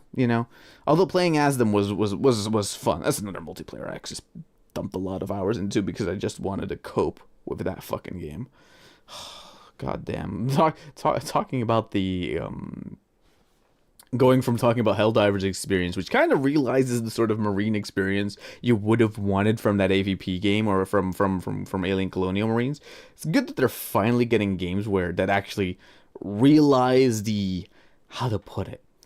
realize the gameplay fantasy that you would have kind of wanted from back then, right? The whole, you and your buddy surviving against this world of aliens that, kind of have, don't necessarily have to have the smartest AI, but they have AI that works against you in interesting ways, right? Like the termanids are kind of a perfect example of that, because, yeah, they just kind of Zerg rush you. But I have noticed that some of them tend to flank, some of them tend to try and see if they can hit you as much from behind as possible, and some of them kind of cut off escape routes. Especially with the egg missions, right? Where with the egg missions, they kind of do this thing where they purposely kind of run around and sort of try and stop you and shit. It's kind of cool. Wait, let me, since I can't get the game to work, I might as well turn on the smoothness filter a little bit. Might as well turn on the smoothness filter a little bit more, so at least there's a... I wish I had motion... Wait, I do have motion blur, come to think of it, right? Wait, let me see if I can find it. Where is it? Lens distortion, VFX effect, posterize effect, blur, wave, length destroyer. It is what it is. Speedline effect, foggy glow, digital thing, custom, old film effects. Can't find it, dang it. I would have been cool if there was like a motion blur effect in VTube Studio. That would have been neat. Is what it is. What am I talking about? What was I talking about? Alien vs. Predator, and then I was talking about Colonial Marines. For you guys, but Helldivers, have you ever gotten the reviews about the game before you buy it before? Oh no, I read the reviews. And the reviews are positive on the most side, and oh shit, I think my Steam connected back to the internet. Hey, okay, my cloud data is up to date. Maybe in a bit I can start up the game again. Until now, I'm kind of in the groove to chat a bit. Although honestly, I'm surprised. Once, what is it, the 24th? On the 24th of February, once the game actually started working after patch something. I think it was patch 13. Not completely certain, right? Whichever one it is that whichever one it was, the like game experience overall has just been a lot of fun. It is repetitive. It is a little bit of the same thing every time, but you don't get as sick as I thought I would be. To be completely honest, like the experience is just kind of fun overall. You don't even have to really do that much. Although I'm also slowly starting to realize where, I think I'm probably going to start relegating Helldivers to like the game I can just... The nice thing of like a game like Helldivers, right? And this is kind of where the positive of it comes in. It's an easy game for me to just kind of turn on when I don't really have a stream idea, right? When we're just like, you know what, I feel like streaming in the evening. You can see like every day I've had the idea of essentially like, I want to stream, I just don't know what to stream. Let's put on Helldivers and see what happens. And so that has been now my journey for the last week or 2, 3, 51 hours. God damn. 51 hours of game time on this game, you know? And a lot of it has just been like a continuous, you know, diving in, experiencing more of the game, getting a little bit better at it. Even to the extent where I could say confidently I can do solo missions. Some of them. Especially if I use the sneaking mechanics, those technically tend to help a lot. If I get to pull those off, those tend to help a lot. So, you know, that's interesting in its own regard.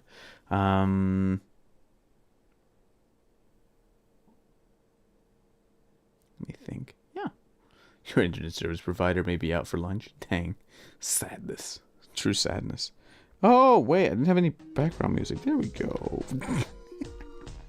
The brain rot music returns in the background because that's where it belongs. Yeah, I'm trying to think. What do I feel like doing? Kind of even don't feel like turning on the goddamn game anymore. Not in a bad way, more in like a it is what it is. I wonder how much internet costs. I want to know if I'm getting scammed or not. Well, the problem with like internet costs is just that it very much depends where you live, and then it depends on which package you want to use, you know? Because like, for example, wherever I know for myself that wherever I'm gonna live, or wherever I live at any point in time, at this point, I'm gonna need a strong unlimited data cap.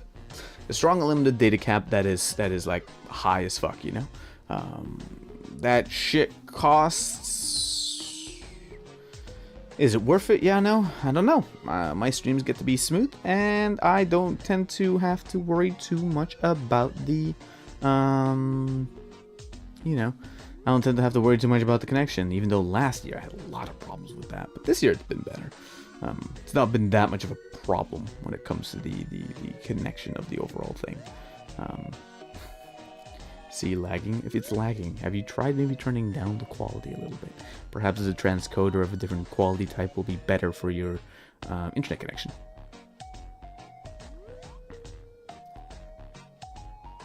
You should just move your face, not your entire body. That has nothing to do with your connection. That's your connection, my man. Can't help you with that at all. What was I thinking about? Oh yeah. So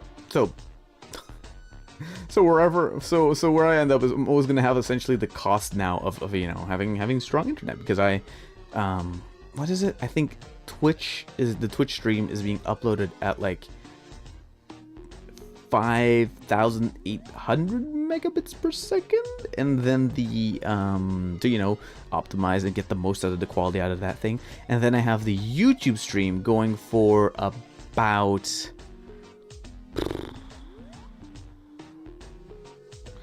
I think the YouTube stream is being uploaded now at like 20,000 kilobytes per second, which is like a 20 megabyte stream. And the reason for that is, okay, there's kind of two reasons. For one, I just, you know, like the slight increase in gradual detail I'm able to, you know, showcase and share with you guys. And the other reason is that after the stream is done streaming, is 500 megabytes good? Well, that depends on the speed. That depends on your speed. Essentially, download speed is not that much the issue for me. It's because those tend to be pretty good across the board in this country. More upload speeds that are very important. You know, for example, my upload speed can only go up to 40, and I pay a lot for that, but that's some kind of like restriction within the country I'm in. So I made the concession to at least use half of that then for the YouTube stream, which is again that 20 megabytes per second, 20 megabytes per second consistent upload speed, you know. And that upload speed is essentially used to upload a very, very heavy VOD. However, the VOD is something you essentially don't see at its fullest quality in real time because of the way YouTube's compression system works. So, if you use 1440p to watch the streams, right, you're essentially getting as good as you're gonna get the streams live. However, because I upload my streams in 1440p and not like in 1080p or whatever the fuck, what happens is that YouTube essentially enables one of their, okay, this is how I understand it, right? YouTube enables one of their secondary, like they have multiple ways of encoding something, meaning that like you send data to YouTube takes that data, processes it, and uses their own video format to like save it and shit, right? And if you upload footage that is 1440p when live, or a high enough bitrate with 1080p, I'm not completely certain with that one, what happens is that the stream essentially gets processed twice. So as you're streaming live, you get a slightly higher quality stream.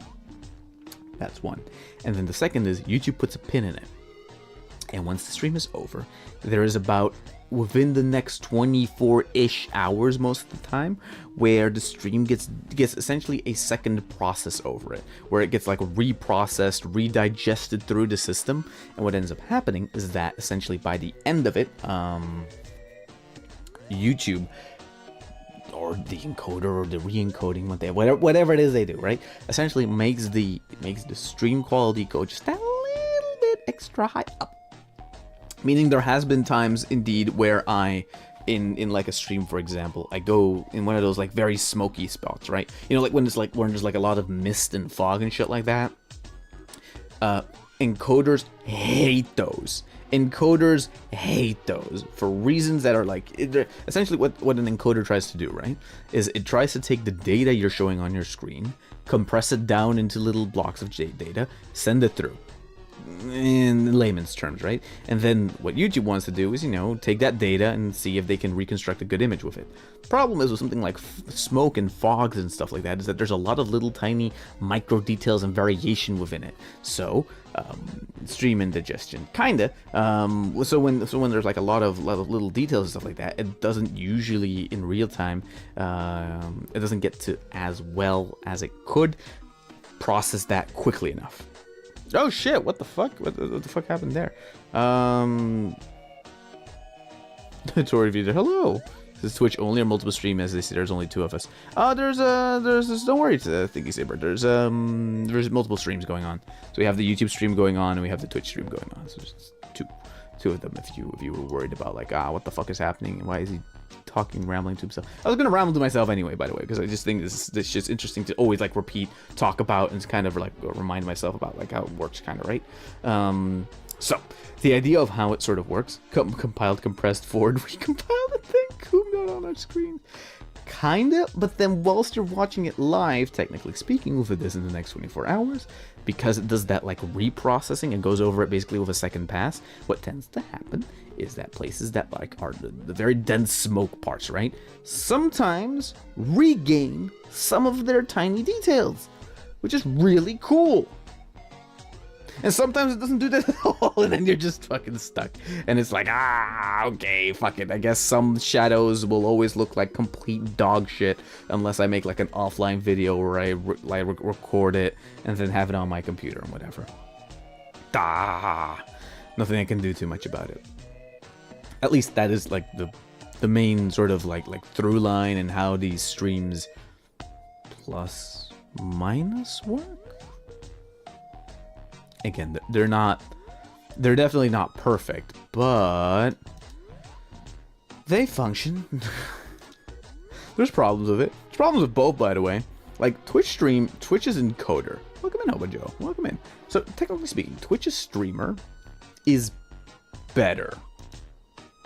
Okay, put a pin in that. Technically speaking, the real-time encoder that Twitch shows does tend to show gameplay at a slightly higher quality than YouTube's does live. But then when YouTube processes the stream, then sometimes YouTube ends up being the one on top, especially since it gets to make use of that extra resolution that Twitch doesn't have. Now, is this a big issue? No. However, it always becomes a little bit of an issue if you, for example, want to stream on Twitch and you're kind of stuck with the VOD of your stream, and if you want to export it to YouTube, it gets uploaded as a video. Therefore, the video that you get essentially gets put in your the VOD. Gets put in your video like playlist, essentially like the list where it saves all your shit. It saves it within the video playlist. and not the like the VOD playlist, like the live channel part, right? That only happens if you do a YouTube live, which, you know, isn't a bad thing. But man, it would be so good if it wasn't so completely dog shit.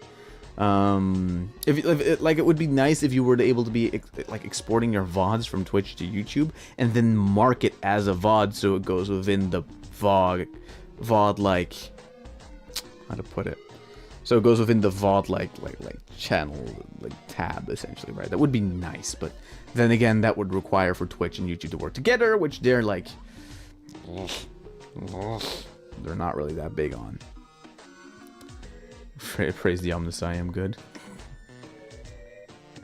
Arthur's okay. Have a donut. Indeed, have a donut.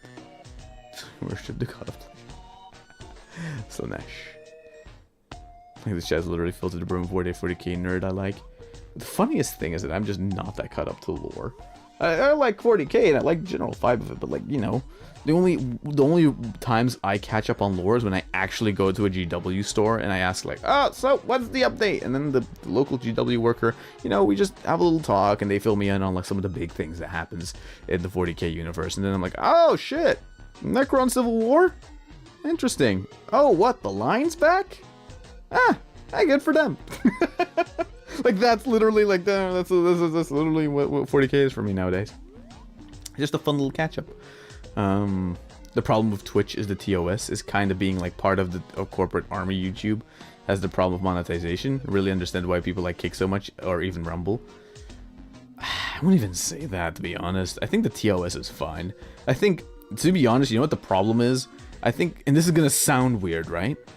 I honest to God think a lot of dudes on Twitch, and let's not joke ourselves here. The people that complain about TOS always end up being dudes, right? Like, I have not seen women bitch about this yet. At least they're not big enough content creators to be seen, I guess. That's mean. That's really mean of me. I'm sorry. That's dumb. What dumb joke? Dumb joke. Stupid. Whatever. The point is, TOS on Twitch and YouTube is fine. Kick is unhinged. Let's be completely honest. I tried streaming there, and it was fun. You know, contained to its own platform. It's an okay place to just kind of dump your streaming service, like streaming megabytes into.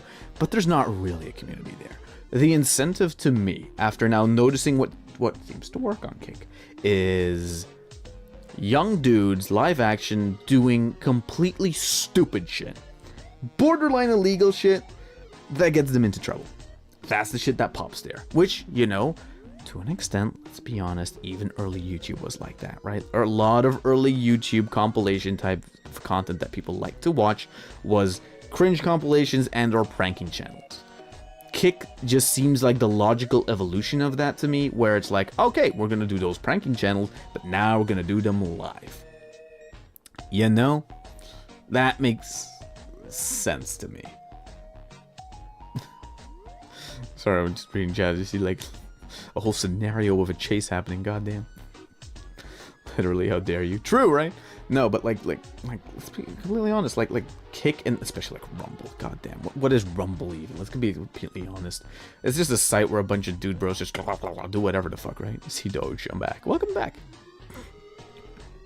Not necessarily. If that's your shit, then that's fine, right? You can like Kick shit and be perfectly okay with that. I don't think that's necessarily a problem, you know? It's more that I understand why sites like Twitch and YouTube will not opt into doing that shit. There's a second part to that. The internet overall, this is like a hypothesis, right? Let me cook here for a little bit, like think along with me. I think the YouTube and the internet has always kind of had an issue when it came to the, how do you put it? The perception of what their site means to people in a sort of global sense. The moment TikTok got big, immediately talk started happening about banning TikTok. back in the day when YouTube was getting big. There were many talks about regulating YouTube to fuck, right? Which kind of led to the apocalypses and stuff like that, which, you know, led to the YouTube we have today, which is it good? Is it bad? It's a little bit of both, you know? There's problems where there's parts where it's improved, there's parts where it's just as bad as it used to be. No, smiley face, hell yeah. However, I think over the years, the overall direction that YouTube and platforms like Twitch also have taken has generally been a good one, you know, for the most part. Not all parts. Thanks for the follow. Hell yeah, you're Bear 35. God damn it. No, I think overall the platform direction, even though maybe not all people always agree with it, I think overall they've been somewhat positive. I think YouTube Kids is to blame. No. YouTube Kids is a containment field. YouTube Kids is the reason that we essentially on the rest of YouTube kind of get to do what we want.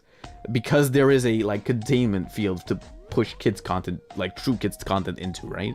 As a Skibbity Toilet, pretty much.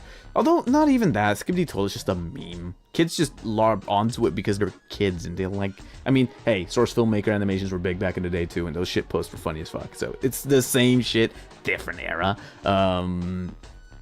I think, for example, like the one thing I think that is a bigger problem on YouTube is I think that YouTube should make it clearer that, hey, if you mark your content as not for kids, then it shouldn't be that big of an issue. Because indeed, it's not for kids. So therefore, don't try to somewhat weirdly enforce this kind of unspoken rule where everything has to be PG-13, even though it's not marked for kids, you know?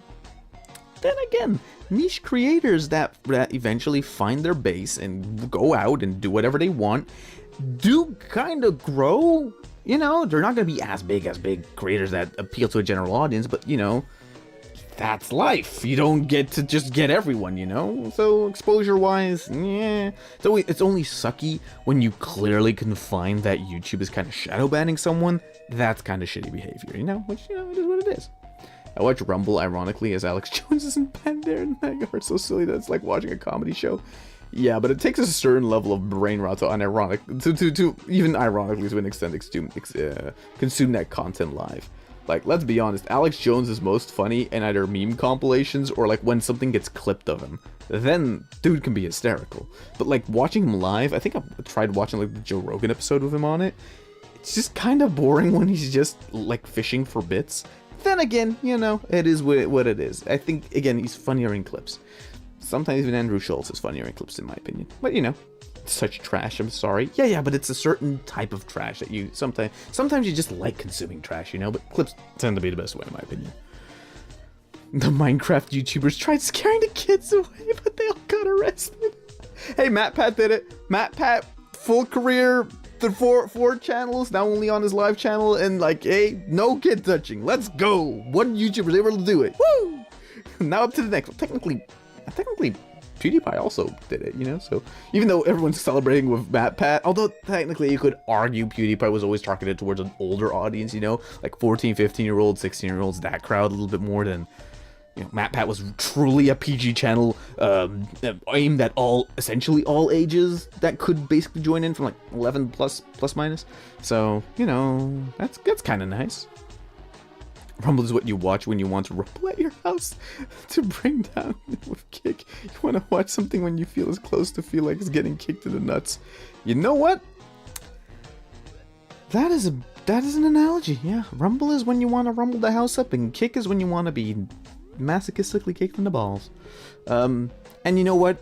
For people that complain that like kick shouldn't exist, I think kick should reinforce their TOS a little bit. Like they should reinforce the TOS, actually show that they give a shit about their platform's reputation for a minute. However, the idea of them existing and the people on there doing their, you know, edgier shit, I don't think there's necessarily, if anything, a problem with it. If not, it's to be expected. They were gonna go and they were gonna go somewhere, so you know they might as well be on kick.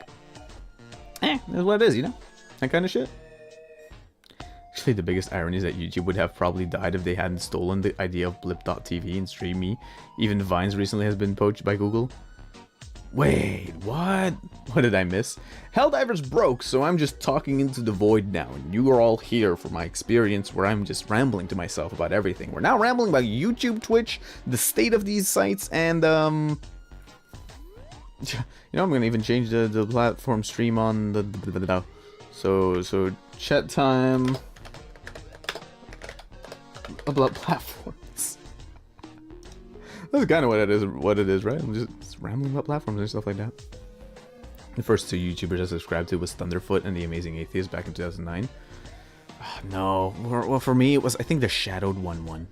I still remember that to this day. It was a Bionicle channel. It used to make these like partially stop motion, partially like little story type videos where it was like a continuous narrative of these toys. Essentially, it was basically like kind of like Toy Story, but you know, about the budget or the storyline or any of the good stuff. It was just old school. And then when my Warhammer days came, one of the first channels I subscribed to was miniwargaming.com with Mini Wargaming Dave, and they're still apparently kind of at it unto this day, which is fucking amazing. You know, which is just, yeah, just amazing. Just use Fansly, you should think about joining. Oh no. Create another OnlyFans website. But with men. God damn it, Arthur. Bonk. Fansly is kind of OnlyFans. Isn't Fansly like the streaming OnlyFans? Wait, is OnlyFans the streaming OnlyFans? God damn, now I'm confused. Bah.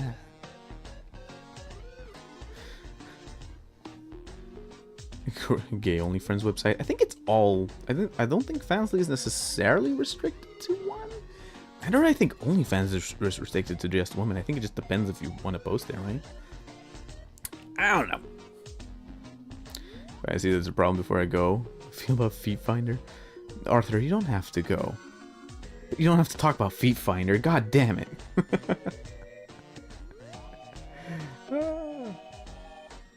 Word of advice: don't talk to a psychic guy and estrogenic lady about identity in quick succession. It's not pleasant. Well, a physics guy and an esoteric lady about identity in a quick succession is not pleasant. I think it all depends on which angle you come into the conversation of, right? I think, is the conversation when you enter in earnesty and an actual, you know, openness to, you know, hear out whatever the fuck happens and whatever the fuck people's like underlying ideas are, or are you coming into a conversation to just make fun of people? Which, you know, if you do that, you can get a dunk out of it, you can even get a laugh or two out of it, but to be honest, it doesn't really add any real purpose, and it's kind of boring. So, you know, you do you, or like you do you in like the general sense of like, yeah, people do whatever. I only use boyfriend TV for keyboard yourself. God damn, this thing's. Oh, I wanted to say, I keep making the meme of like, oh, this thing's gonna get demonetized, but it's like, no, Tori, you dumbass, you don't even monetize your fucking streams. Probably be able to get some like ad money out of it, but no, I don't, because I don't like the idea of ads. I'm already happy that I'm able to turn off pre-ad roll-off on Twitch by just enabling ads every hour or whatever, but the YouTube stream is just like, ugh, I can't even control that shit, which is kind of annoying, which they gave me some control over that, of when they post it, because I wouldn't mind adding an ad every hour, sure, fine, whatever, but like, it's basically like, do you want to have no control over the ads? It might be 3 ads in a row, or do you want to just turn them off? It's like, fuck it, okay, turn them off, fuck you, YouTube, dang it. Not that I really care about the monetization that much. Although I don't want my shit to be banned, so, you know, TOS. Heresy on the highest order? Nah, it's got categories for it. Tori talks to the void, and we the void here back. True, you guys are the void. You're not the Imperium of Man. You're not the Xeno scum. You are the void itself, for that is what you are. Viewers are a collective hive of thoughts that exists there. Pause for dramatic effect. Sea of Thieves on PS5? Nah. Plus, Sea of... I think... Do I have Sea of Thieves? Sea of these nuts! Haha, got him! Wait, let me double check. Oh, I have Sea of Thieves! What the fuck? Last played, June 26, 2021. Yeah, I really didn't give a shit about that game, now did I? Played it for 97 minutes. That's completely funny. Well, you should seek your own sponsorship. There's NordVPN or those app games. Oh god. The only reason I would want to do sponsorships eventually, though, in my head, is just because of the funny, like, transitions you're able to do, you know? Because, I had this long period of, like, building my own PCs and stuff like that and upgrading them, so I've watched a ton of Linus Tech Tips, right? So just to be able to do, like, not as awesome as a segue to our sponsor, just fucking, like, sponsoring some random fucking site or whatever the fuck. Just the idea of doing that stuff one day would be a little bit funny. Because it's ironically funny, but also good, but also funny, you know, in that sense. We're still on the topic about brother. Okay. No. Arthur is Arthur. They're in the chat and they do their thing. And as long as Automod doesn't bong them, they're probably doing okay. And when Automod bongs them, they get bonked. That is what happens. I'm the intrusive thoughts of chat. Oh no. They're really anomalous and do not display my normally respectful and mature commentary. Fair enough. Also, did you see those terminid corpses on the automation planets? Wait, what? Ooh, that's gonna be interesting. Again, I'm kind of waiting for the update where they start introducing the crossplay between the factions. Where, okay, best case scenario, right? Best case scenario, they introduce it in a way where you can have the terminids essentially fighting, right? And the automatons like fighting, and then they fight each other, and then war between all of them, and then the moment they see you, not like they stop fighting each other, but you notice that they start prioritizing you as they still try to take each other out. That shit would be awesome, I think. Yeah, I think that would be awesome. Hell yeah. Oh. Just, oh, there's a bunch of them? God damn it, you're gonna make me open the game up again. Fuck. Actually, if you want to play a good game where it plays itself, is Surviving Mars. Surviving Mars, don't really... I'm not that into mobile gaming. If that's like a mobile gaming thing, I'm not into that shit at all. I don't know. There's something about my phone where I'll watch TikTok on it for hours. No problem. But like getting me to play a game on it, forget it. Forget it. My attention span is too low. It's like I press one button, I press two buttons, I turn it off. Because no. Gaming is when I go to my computer, or with the best gaming, the most concentrated gaming, completely honest, is not when I'm using mouse and keyboard. It's when I'm using a controller. Which is why, honestly, I'm gonna have to watch out not to get too used to playing with a controller, because if I keep playing with a controller on Helldivers, not that I'm gonna stop that, but like I'm gonna play more games as well, because otherwise I'm gonna start like losing not all the skill, but like some of the fine motor skills. I'll probably start losing them in my mouse, which would be a little sad, you know, because I would like to have that back. I think it would be nice to have it back, but oh well. Acceptable levels of heresy. There you go. Acceptable levels of heresy. If you scramble a chicken egg, would the chicken recognize it? I think they would eat it. I think chickens eat everything. Right? Maybe not. Surviving Mars is a Mars colonization game on PC and PS4. Oh, wait, let me look that. Also, how do the bugs get from planet to planet? Aha, that's the big joke. They don't, and they don't have the ability to. The only way to get from planet to planet is for Super Earth to plant them there. Yeah. Super Earth doesn't tell you why you're able to Surviving Earth. Oh, it's like a sim game. Oh, looks cute. Sorry, I'm completely distracted. No, Super Earth doesn't tell you how the bugs get from planet to planet. They don't. They get stationed there by human groups that just set up farms to put them in there, and then God damn it. And then they escape, and they wreak havoc, and then they send in the Helldivers to suppress them. Even though technically speaking, it's not like they came from planet to planet, it's because we put them there, but oh well. You know, something we don't have to worry about too much, I suppose. Turn that one off for a little bit, just to not have the music constantly on, so your guys' brain doesn't rot 100%. Although then you're kind of stuck with my voice, so pick your poison. Yeah, Astartes who made Astartes. Wait, let me. Dr. Mechanicus. Femoid Space Marines. God damn. I hope they do that. I'm not complaining. I was like in the Warhammer shop recently, and I was talking about that with someone where they were like, "Yeah, okay, what would it take for this franchise to be more like marketable towards everybody?" And I was just like, it would be really easy if they would just introduce some goddamn female space marines. And I know some nerds are like, and this is where I will use the word nerds in a bad way, right? Where it's like, some fucking dorks will not like let it go, where it's like, no, it's impossible, they shouldn't have female space marines, it's the sanctity of the game. It's a made-up game where orcs believe stuff hard enough and then have that stuff become reality. They can make fucking space marine with boob armor and some nice head sculpts. But this is the problem. This is the problem with Warhammer 40k. It's that even though I like it, the only good female models in the game are from the Dark Eldar, and you can't tell me otherwise. They're the only ones that have decent female sculpts. The Sisters of Battle are weird. Although, actually, the remade Sisters of Battle that came out a few years ago actually look pretty good. But, like, outside of that, they should just do it. I haven't been timed out yet, I was slipping. As long as the sun may burn, this chat will always be something. Aww. What, did you try and find Warhammer 40k ambient music? That's just like, Warhammer 40k ambient music is just like machine gun fire in the distance. It will be another reason for GW to ignore the Sisters of Battle, which is good because their lists beat mine once. Oh, that's kind of funny. Yeah, Sisters of Battle, who are actually female space marines. Well, I feel that's a cop out. Like, the Sisters of Battle are the female space marines. No, they're not, and they're not. They're crazy bitches that are like way too into the Emperor and therefore kind of use almost essentially the same thing orcs do, where it's like they believe hard enough into the Emperor so their faith becomes real, and that's what they use as a fighting thing.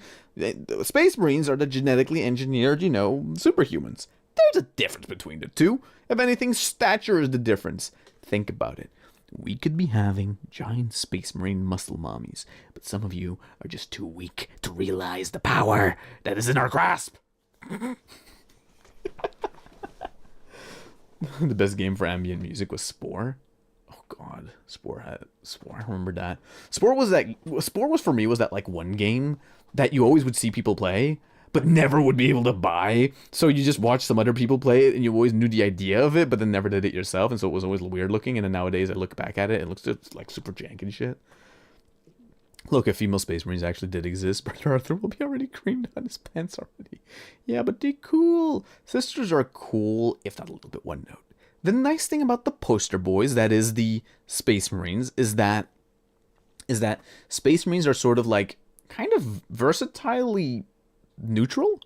Like their armor is kind of neutral. So if they would just introduce some head sculpts, that would be kind of good. It's the same thing where all old Space Marines essentially look like horribly deformed British people, because that's what they were. And only later now are they starting to introduce more head sculpts that actually look, somewhat decent. Let's be honest, Space Marine was one of those first games that introduced actually decent looking Space Marines that weren't, horrifying stub-nosed people. Even Dawn of War kind of had the weird thing. Although they kind of were more based on the models there, so, it's to be excused. Again, I've been a fan for 40k for over 15 years now at this point, so it's not like I'm like a newbie that's like, oh, they should just add this stuff. It's like, no. I've been here for a while, and I think they should have added it back then too. God damn it. Anyone knows they need to go deeper? That one submarine and that one popular pink mustache YouTuber man played? Anyone? Just me? Oh. Talk about Iron Lung? Actually haven't played that. Although the problem is with Iron Lung, I know the jump scare at the end, so unless they added new shit. No, Arthur, no new for you. God damn it. I could never get into Warhammer. It just sound like Harkonnen and Statigar ripoffs. Kinda. A little bit of that, a little bit of Dune in there, But it's been around for so long that it has its own mythology, and is it well thought out? Maybe not all of it, but it's definitely fun in the way it's thought out. So, it's a good time. It's a good time if you don't get too serious about it. 40k... Tori, the rules in so and I that we can't have female Space Marines because that would be too heretical and you know it. Nah, it's because GW is Just say you don't like women. No, it's more like GW, I think, is just a little too scared. And you know what? I think Games Workshop doesn't like money. Because you know the moment they introduce some female space marine sculpts or whatever, like, they would be basking in money.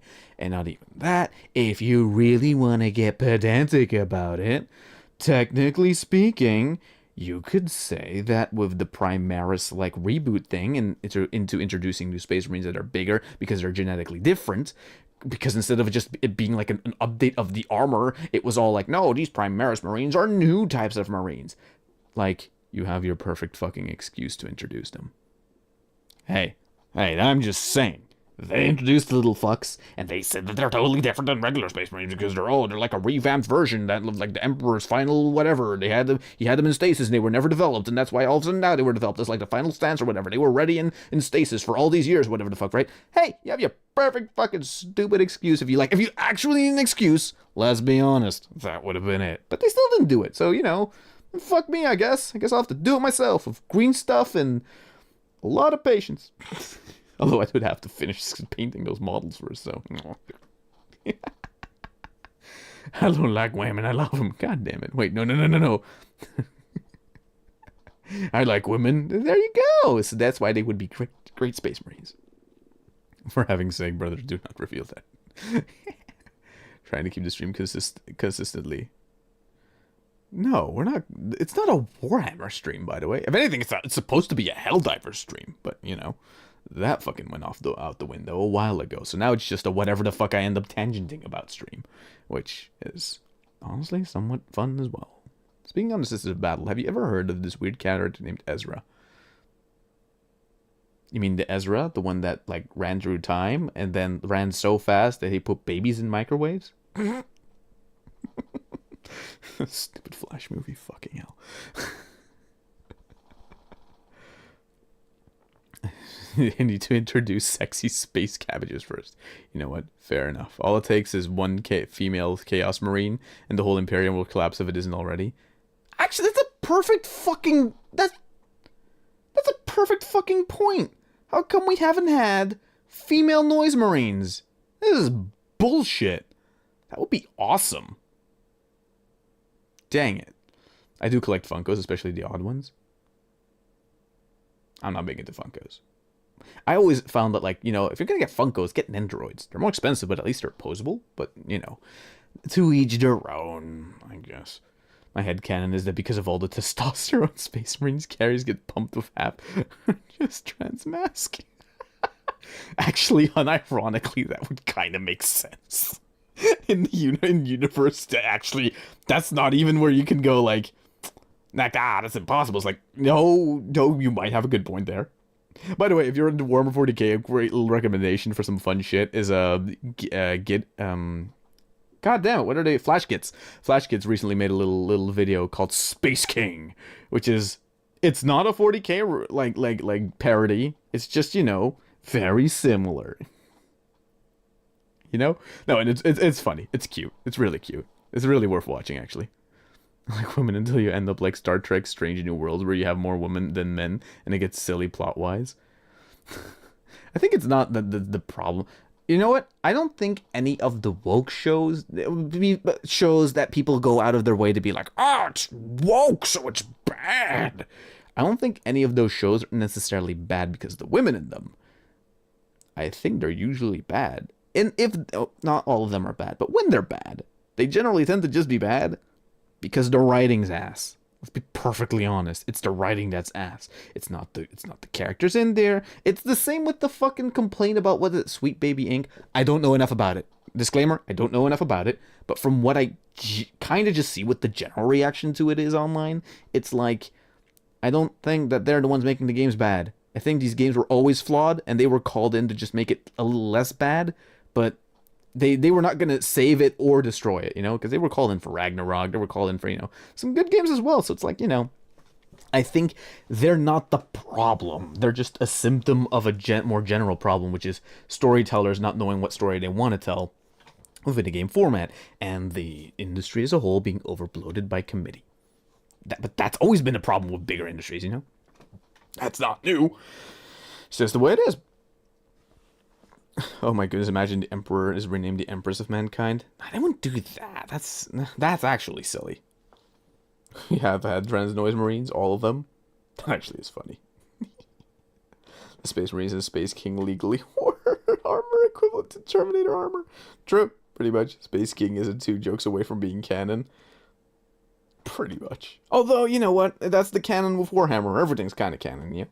Again. And if anyone ever takes Warhammer too seriously and is like, Warhammer is the most serious, grim, dark universe. It's like orcs. Just fuck you. Orcs exist.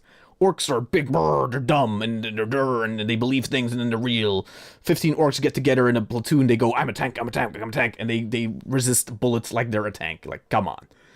Warhammer is silly, and that's what makes it good. Warhammer is good because it's silly. Helldivers is good because it's silly. You know? Come on, the whole Super Earth meme is funny because it's silly. Let's just be a little bit, let's be a silly, sometimes you just want to be a silly little guy, you know? And that's what's fun about it. Thank you. Just had writing was a recent problem with Doctor Who. Exactly, it's a writing issue, not the gender of the people in the show. Yeah, pretty much. It's very men writing women, unfortunately. Yeah, it's just kind of that, you know? Which is why the idea of consulting agencies for that kind of stuff doesn't strike me as a bad idea. It just doesn't always work out, you know, because consulting isn't maybe always able to really help out with overarching line things, you know. I think there's some nuance there that gets missed because, you know, it's today, so all nuance tends to get missed. Chibnall or Doctor Who was ruined from the start by having too many companions with nothing to do. Ugh. Yeah, I get it. Was it like half a year ago where I just got bombarded with fucking Doctor Who videos explaining me the entire history of the Daleks and then the history of the Cybermen, and I was like, oh my god, now I know all this stuff and I hate it. I don't hate it. It's fine. It's neutral. I'm empathetic. I'm apathetic to Doctor Who, but you know, it's whatever. You know, it's silly, but that's what makes it good. It's good when it's silly. Come on, except Thor. Thor went a little too silly. You know, Love and Thunder was cute, but it was a little too silly for my taste. A little too, you know, maybe, not to say too Evil Dead 2, because Evil Dead 2 is just good, so. Sorry, no, but for real. No female Space Marines. That means the Chaos female Space Marines 2. It'd be like 2 OP. Like one corn female. No, because then finally GW would make some goddamn Slanesh models instead of being cowards and shying away from it. Dang it. So, like, Santa Claus is very real. Okay, fine. I'll just think about Tori's feet. Why are you all... What the hell, Arthur? God damn it. No feet, y'all so horny today. Oh, no. Bunk, all of you. Heresy. God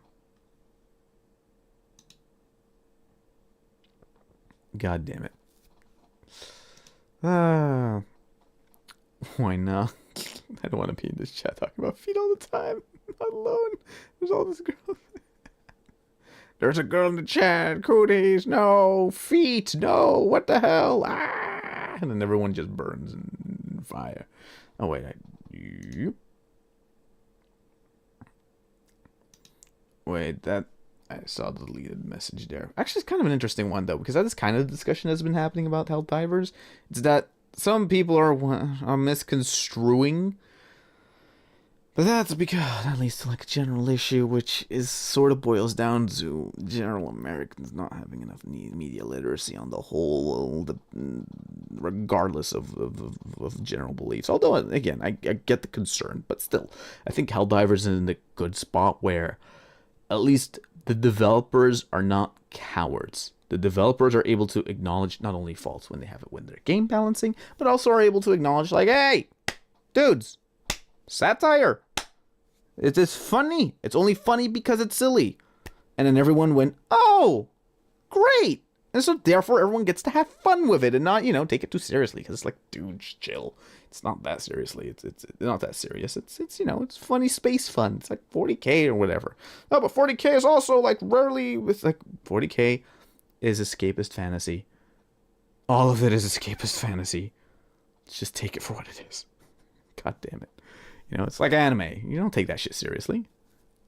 There's always a girl in chat. Meow. Feet is Nickelodeon tier, not horny at all. Kind of true, but then again, I wouldn't say Nickelodeon, Arthur, because didn't like a few days ago, or was that coming out this month? Just like in a documentary that basically is gonna go over like all the fucked up shit that happened there with all those kid shows. Which, you know what? I'm gonna say it. I was never into those fucking live action Nickelodeon shows because I wanted more cartoons, and I just wanted to watch cartoons like, you know, Life as a Teenage Robot, fucking SpongeBob or whatever. And so it's fucking, I never cared when the live action shows came on because they weren't funny. They were kind of cringe, and they were like weirdly paced, and the kids in it would act like fucking aliens because, you know, kids, whatever, you know. The pacing was weird, and indeed, there would always be like this weird, like, undertone of fetishy content, like the slime or the fixation on feet, or ugh. I don't know. It was always like, why the fuck do you have to put more live action shows in here? I'll tell you the reason: they were cheaper to make. Bastards. As an American, I agree that media literacy just disappeared one day. No, you guys never had it. Although, that's me, I am an American, and I have media literacy, but I'm also European, so that is the way out. Ha-ha! Tori, the political streamer about feet. No! That's not true. There's enough Americans with media literacy. It's just like, on the whole, I think in the rush to create or to be on some kind of bandwagon online, people tend to ignore obvious elements within the game placed to contextualize the stuff within it. You know? It's that. And to an extent, what I like to do with certain games is when I notice the shit that is placed in a game that's supposed to help contextualize other elements within it, I like calling it out, because not everyone always notices it, and therefore helping people slowly learn that kind of stuff and see that kind of stuff when I see it, I think is interesting, you know? For example, yes, we're going to talk about it again. I'm very sorry. Last of Us Part 2. Last of Us Part 2 was full of that kind of shit, where it was like, hey, there's a lot of little subtleties and intricacies placed here so that, you know, the message is actually meant to go down a lot more diegetically if you engage with not only the story, but the gameplay as a story-carrying medium. The tiredness and exhaustiveness you feel with Ellie is part of the plan, even though I understand it's not as fun, you know, and there's this balance between games as a fun thing and games as like a recreational medium, you know. Games always have to be fun to an extent, but to be honest, game was fun. Story just wasn't always as fun, especially some characters, you know. So it is what it is.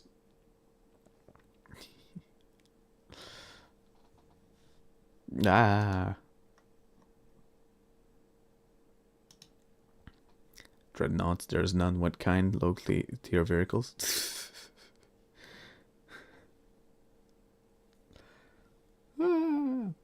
Gobots and Transformers? Dang. I reject Last of Us Part 2 because it forces you to kill dogs. That's silly. Resident Evil does that too, although they're undead dogs, so, you know, it is what it is. I understand, still don't like Last of Us Part 2. And again, don't ever take what I'm saying as, now you must like The Last of Us Part 2 because I have determined that these are all the reasons why you should like it. No, that's not what I'm saying. I'm not silly. What I'm saying is that, hey, if you... When, like, for example, let's say you were here for those Last of Us streams, right? And you've heard my tangents going on and on and on over there, right? I hope that some of it at least helped you contextualize some of the elements within it and go, oh, shit, I didn't look at it that way. That's kind of neat. And even though you don't have to like the game on its whole, you can still go, you know what, hey, that was kind of neat. And the way you interpreted it, you know what, an interesting new viewpoint I maybe didn't fully think about. Boom. That's all. And you know what? That's it. I'm just streamer, man. I just play games and you people watch, and that's good, you know. And sometimes I notice a thing and I talk about it, and sometimes you guys notice a thing, and then I notice you noticing a thing, and then we talk about the thing you noticed, or I ignore it because I forgot to reach.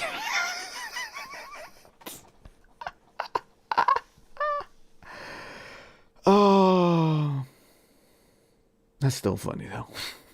I would guess Redemptor won the old heresy one in the final normal coffin boy. So you're talking about the Leviathan Dreadnought? I love Dodge. God damn it, Arthur. That's not the point. I prefer Days Gone myself, as the zombies were scarier and the challenge so much harder. Fair enough. Fair enough. You see, there you go. Fair enough. I haven't experienced that one myself yet. It's the same thing like how now with the Resident Evil 2 playthrough, I'm noticing just like how much fucking context that game, the remake misses, right? Where I'm like, damn, would have been nice if that was in the actual remake game. Shit. There's a lot of little contextual elements that... It's weird, because you know what? I'll say this. This is something I noticed, right? The remake actually has, like, hints and, like, references within the game that make it that if it had the extra context that the original had, it would make some of those elements pay off so much better. But then it chooses to not include any of them. And so you see none of them. And then it's shipped that way. You know? What are you going to do, I guess? That's like my explanation. What am I going to do, right? You're here now. Welcome, Arthur. Welcome to the Twitch chat. You hopped on over there. Yeah, that's because you were suppressing my perfectly reasoned opinions. Only 5. We're about feet. Oh, no. YouTube chat. Bonk. Don't bully each other. You're not there to bully each other. God damn it. She can see both chats. We can see both chats at all times. Dum dum dum. I love how you're figuring that out just now. Wait, you guys didn't notice that the screen had like 2 chats this entire time? I've referenced to it so many times. God damn it. Ugh. Whatever. I can see her in Twitch chat and how somehow surprising the YouTube channel. She's literally multi-purpose. More hands than one. Actually, my favorite for picking up when it's like Star Wars Lego games, even if I'm not a fan of the Disney trilogy, it's really fun. Oh yeah, I forgot they made that. I'm actually gonna look into that one because I've always heard good things about the Lego games. I think I played like a few of them when I was like at a friend's house, way back in the day, right? Some of the really early ones, like for a level or two or whatever. They were always fun co-op games from what I remember. You know, just casual co-op games where you could just kind of, you know, just fighting around and like shooting little challenges and building and stuff like that. Yeah, but I adapted all the game. They all adapted all the movies. I wonder if they poke fun at the sequel trilogy. You know, a little bit of self-referential humor and some fun here and there, which technically a little bit more camp could make those movies a lot better. Even though, you know, everyone knows their ass. Everyone knows their ass. Force Awakens is, you know, it's a setup. Is it a great setup? No. But is it a setup? It's definitely a setup. But, you know, the other movies are what they are. Star Wars The Skywalker Saga has some DLC for Rogue One as well. Oh, shit. That's actually kind of cool. Fuck yeah. We're just gazing into your perfect eyes. Ah, sure, yeah. The red highlights in the eyes is what they were just looking into the entire time. Fixated by that. The almighty eye. Ophi's literally genital creeps with 6 arms. He can quadruple. Oh my god. It's like, you guys didn't know, but Ophi all along was basically like that one servitor. Not the servitor, the tech priest with all the extra arms and shit. The Scutari with all like the boops and the bops and like the eyes that are all lenses and shit. That's Ophi, just basically like a big spider bot touching a whole bunch of monitors at the same time. That'd be kind of funny. I mean, that'd be a little bit funny. Little, you know, a little bit funny. Has a quad computer monitor setup offended you? Would even insinuate that would engage in barbaric behavior? Oh no. My freaking tat. College it. I thinks the newer Star Wars stuff is really good. What the fuck? Like better than some of the originals? You know what? Some people just have... Okay, but sometimes people just have dogshit opinions. And they're allowed to have them. People are allowed to be wrong. Yeah, the sequel trilogies are actually kind of shit. Let's be completely honest. She teaches movie theory. Oh, that's what we need. More female Mechanicus models. True. You see, make it so much better. So much sales we could do. God damn. So much sales, Warhammer. God damn. You're missing out. Horny. It's marketable. Dang it. Oh, but that kind of sucks, though. Although, you know what? The only newer Star Wars I can accept people liking more, perhaps, is if they say, "Hey, I really like." I'm going to put the music back on. Ba-bum! Brain rot music. Let's go. I wouldn't mind it as much as if at least they said like, "Hey, my like." Wait, whoop, put that down there a little bit. If their favorite is like The Mandalorian or whatever. At least The Mandalorian has a lot of redeeming elements in it. I think it's really good. I haven't seen season 3. I know there's a lot of people debating about it. I know Jack Black does something cringy in it. But you know what? It's Jack Black. Let him do something cringy. Who cares? It's Star Wars. Star Wars is also cringy. The incest music hurts me physically. We don't have Tremble over that. You know, it's especially funny because... How to put it? I think A New Hope is definitely one of those movies that as a film teacher is incredibly interesting to just talk about. Not only because of how it was made, which, you know, let's be honest, revolutionized film for a lot of different reasons, right? Some good, some bad. And I think the idea of, you know, how that movie was saved and its cut and its editing and stuff like that. It is what it is. People are allowed to be wrong base. What do you mean? You said brain rot sadness? Who said that? Not the brain rot sadness. Stuck with the machine spirit in their monitor. True. No, it's more like, are people allowed to be wrong? Well, you have no choice in it. You can't make people not be wrong. So, you know, people are allowed to be wrong sometimes. Just let them be wrong on stuff that's inconsequential. Like liking the sequel trilogy. Let's be honest. Nobody gives a shit. If you really like the sequel trilogy, good for you, man. Watch some better movies. But, you know... If anything, if you only think Star Wars is the best franchise ever made and there's no better movies ever, let's be completely honest, Star Wars is okay. It's not the goatest of the goat. It's really good.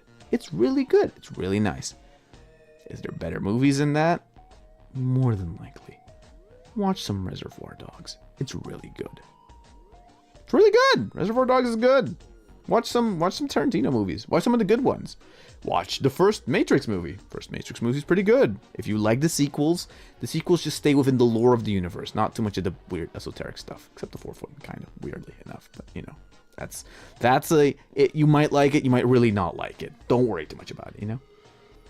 Oh, the OG Matrix, Poggies? Yeah, OG Matrix. Spaceballs is better. The truest of the most based opinion that nobody likes to hear. Spaceballs was actually the best Star Wars. Oh. Chronicles of Riddick was a fun movie, you know.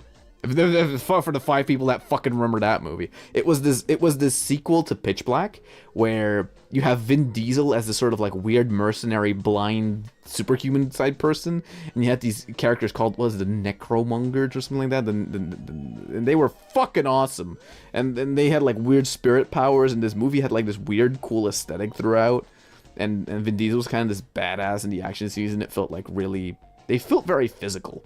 Like there's this one scene where they're essentially on a prison planet and they have to escape to like a shuttle, and the planet is slowly turning in orbit, right? But as it's turning, it's heading towards the sun side of the planet. And if the sun basks on the surface, it's so close that it basically scorches the entire surface and shit. And they have to like basically run faster and escape the approaching sun. That fucking scene, damn, that's good.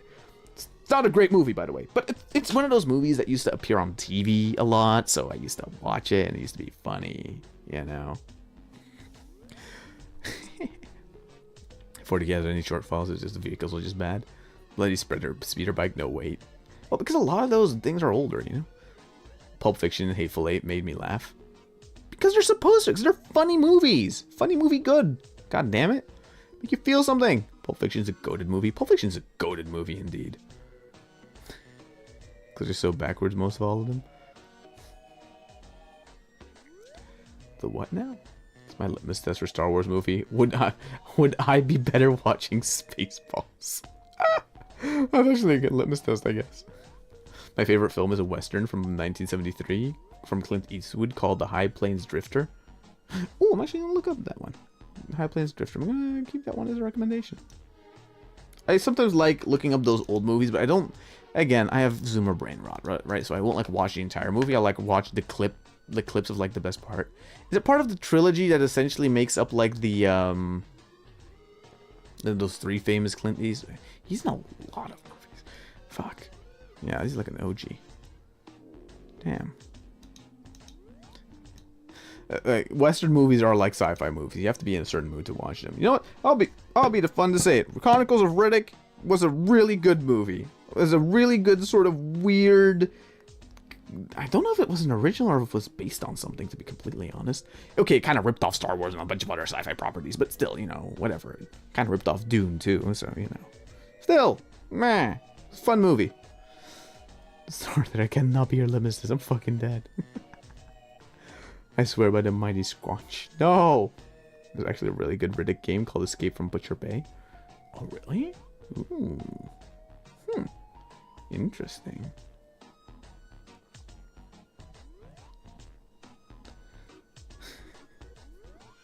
The Imperial Guard walking thingy. The Sentinel?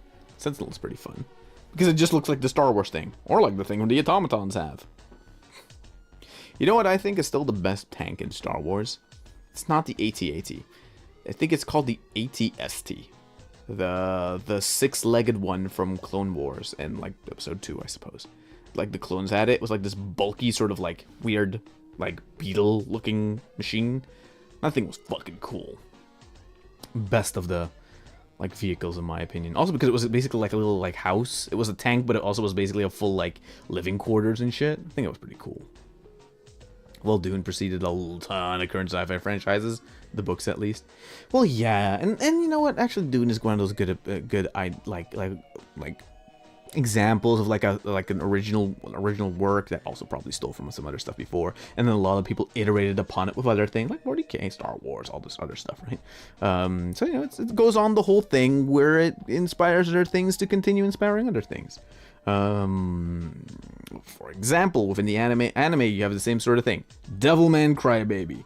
Well, Devilman, not necessarily Devilman Crybaby, that's that Netflix adaptation, right? But Devilman, the original Devilman, is one of those influential shows, that influential manga that basically like preceded Berserk and then a bunch of other shows, and you know, inspired all of those to do its like more raunchy, more dark and edgy thing. I'm perfectly honest. When they adapted Devilman Crybaby on Netflix, and every anime person and shill kept saying it's the best thing ever, it's like, no, it looks like absolute fucking dog shit. It's barely comprehensible, and it looks like ass. Okay, I just really didn't like the animation, the shading style within that show, okay? And also, I thought the story was kind of told ass backwards, but, you know.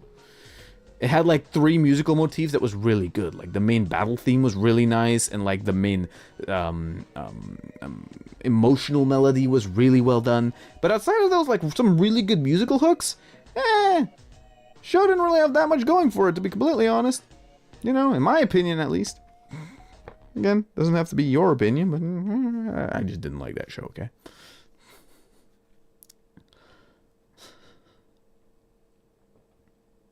Nope, still here. Objectively best tanks is a TX-80. Just from Battlefront, this does feel like 40k tank in comparison against all the Star Wars thing. Stab and jab, I'm ever present. I have no idea what you guys are on about in YouTube chat.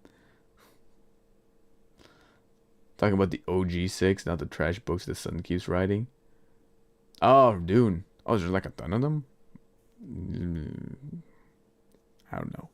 I don't like reading books because books have chemicals on the papers that make you fall asleep. Which you would think would make it so I should at least keep a book near me so I can fall asleep easily. But that would make too much sense. So no, we're not doing that. Dune in Star Wars isn't really science fiction. It's classic science fantasy. My favorite science fiction movies are Star Trek or The Last Starfighter. Okay, that's just being a pedantic nerd. No, you're right. You're right. There's sci-fi fantasy. They're not, or science fantasy. They're not science fiction. Although, fiction is not reality, and therefore, you could say, it's also fantasy.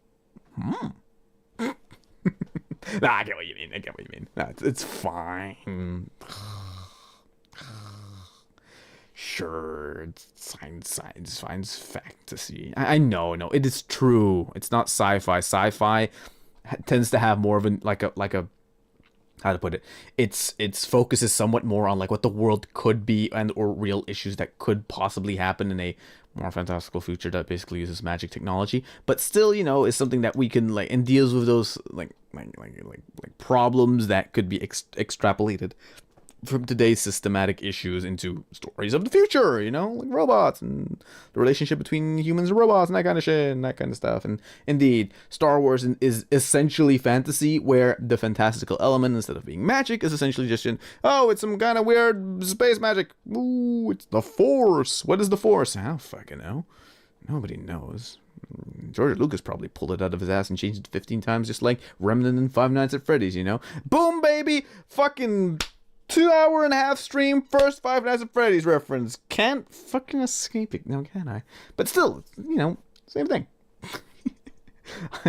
Did I just compare Star Wars and its lore and stuff like that to Five Nights at Freddy's? Yes, I did. And I'm correct. Screw you. Like, think about it. Has the idea of the Force changed over the years? Of course it has. Of course it has. You know, there's no rules. Nobody cares. It's fine. The Force is whatever the plot needs it to be. Is there a balancing thing? Yes. Is there like a logic to it? Sure. But like, you know, what it all can do and whatever, they change it all the time.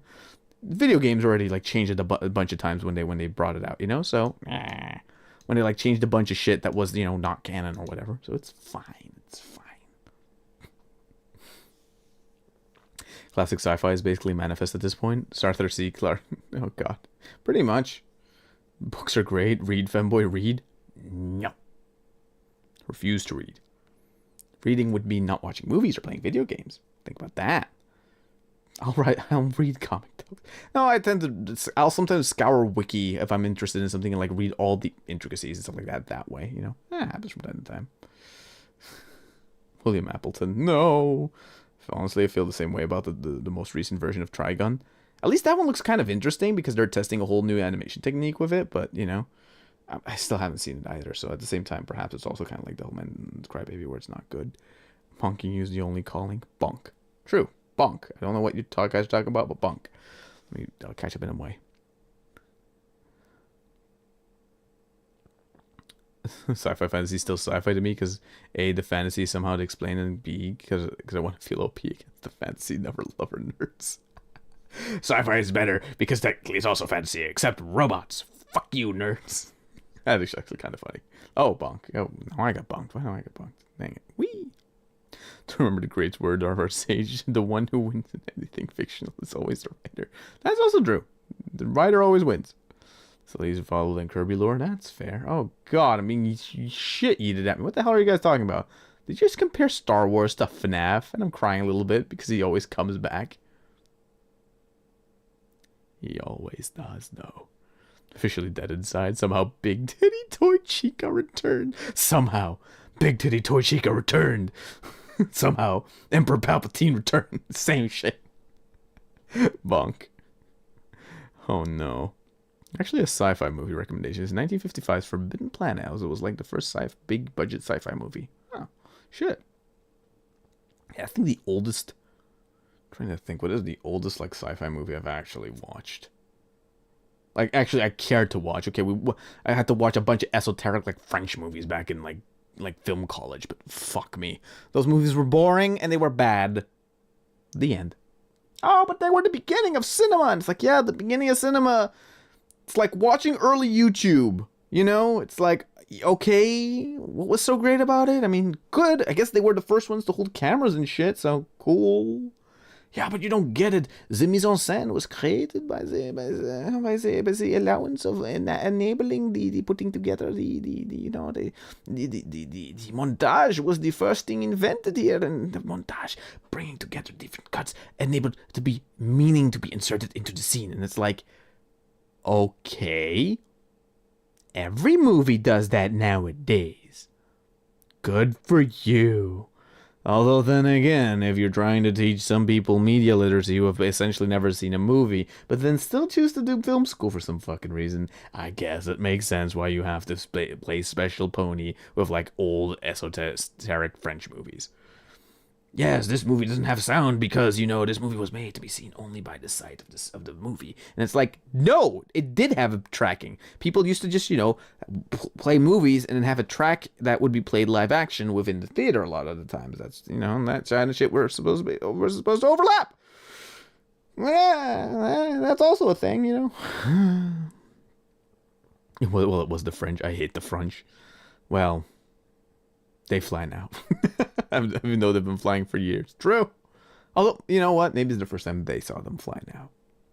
Although they had weird, stupid, like... You know, it's still so weird how you can have a multi-billion-dollar franchise like Star Wars, buy that as a company, then put people at the helm of it, and then never at least, you know, double check, like, hey, you have a plan for this thing, right?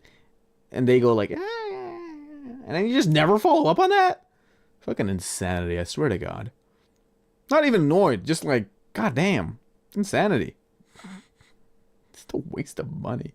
Can you imagine if they actually put some fucking effort into that sequel trilogy? Imagine if, like, they, like, from the early onset of their sequel trilogy planning, brought on someone like Dave Filoni with a lot of, like experience with at least the lore, you know, to explore what the option would have been. God damn, that would have, like, already changed so much of the trajectory possibilities and stuff like that. But oh well, corpo bullshit. Corpos don't like giving me cool shit. They like, you know, thinking they know it better and then making worse things, because that's what corporation does. Don't worry, it's not the women that do that. It's the fucking big old corpo suits that don't like fun shit. Dang it. But that's the real secret. And now you are based for knowing it too. And believe me, don't think that if I say, like, oh, it's all the old big rich corpos doing all that shit, that I'm necessarily talking about you. No, I'm talking about the really ancient ones. The really ancient ones. The ones that are, like, you know, so ancient that they were around when dinosaurs and shit. Not actual dinosaurs. God. Now I'm gonna start sounding like a conspiracy theorist. God damn it. No, I will not be male Pippa. Oh. Oh no, not again. What? Oh, affirmative. I take that as a yes. So close, but just so far. Affirmative. Oh god, I'm gonna read that. It's right here. Affirmatus. Affirmative. Affirmative. Affirmatus. Yeah, so close, but just so far. Affirmative. Aww. Everyone gets bullied. God damn it. Doesn't matter if you can't spell, because I can read. There you go. Perfect solution. Two stones for one bird. Bang, bang. Headshot. No, we should not. No, the Tori channel does not condone the stoning of birds. But if you have two of them, no. Oh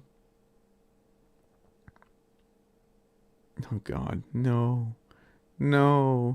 Don't break TOS. That is the word that, you know, you have to abide by, you know. I like the film with the French Dispatch, and there's a few French movies I like Rafifi and The Wages of Fear, and the Jacques Tate movie, and the Dr. Holland's Holiday. There's a few good French movies, I'll be also honest, right? Like, As Above, So Below? That was interesting. That was kind of funny. I had a French teacher that played that back in, like, middle school, and, like, high school, I mean. Pretty dope-ass teacher. Fun movie, you know, fun, creepy movie. What was another one? There was this one movie, I don't fucking remember it might even be the one with the dispatch, I don't know, where it was like this movie, where it was like it started with like, it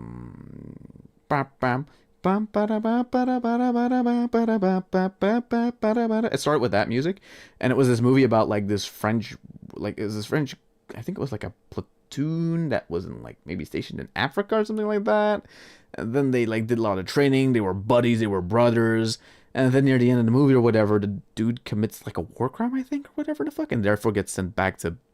I am misquoting this movie to high shit, but I'm, fuck it, I'm making my own new movie in my head. I'm making it better by misquoting it. So the movie like goes on, and essentially it's like they're off duty and they're dancing to some like club somewhere or whatever the fuck, and then it's like this weird like it's unironically sort of like this weird dudes don't talk about their feelings, yet at the same time are very homoerotic throughout the entirety of it because they're French. And like it deals with a lot of like identity, where the dude feels a connection and a brotherhood with his platoon, but I think I don't know why he gets thrown out Is it because of the fight? Is it because he's too wounded to fight? Or is it because, like, he did something wrong with it and therefore got excommunicated? I don't remember what it was. Something like that. Anyway, and in the movie, dude lays on his bed. It's like a long-ass fucking tracking shot because, of course, this is a French movie.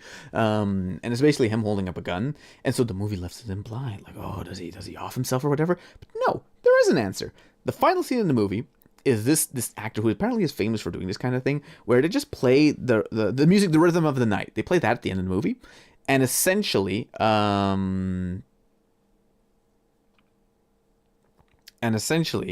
when they do it, they God damn it, my head. Essentially, when they do it, right, they start dancing to the rhythm of the night, like a cigarette in his hand or whatever. So essentially, it kind of looks like how a choreographer would test out music, where it's just like, you know, feeling the vibe of the music and just like letting out all this energy to it. And so the ending of the movie, what I kind of liked about it, because the first time I saw it in film school, I fell asleep for most of it, right? But I woke up near the ending, and I liked the ending because I was like, actually, this is kind of captivating, because I made up my own story in my head, and I rewatched the full movie because I had to for my exam, because that was a movie I was going to talk about, because at least that one scene I thought was interesting, so I actually wanted to know the context of it. So I kind of reinterpreted the movie by the end of it, by talking to my teacher about it, being like, yeah, I don't think he kills himself. And the teacher was like, what? Why do you think that? And I'm like, no, because I think that final scene shows us a version of him that has not moved on necessarily, but converts the pain and the loss that he felt throughout the movie into his job that he now has in the future, where he's like a choreographer or whatever, in like a nightclub or whatever the fucking there. And so he has these moments where he's there, he kind of lives out the energy, lets it all loose like that.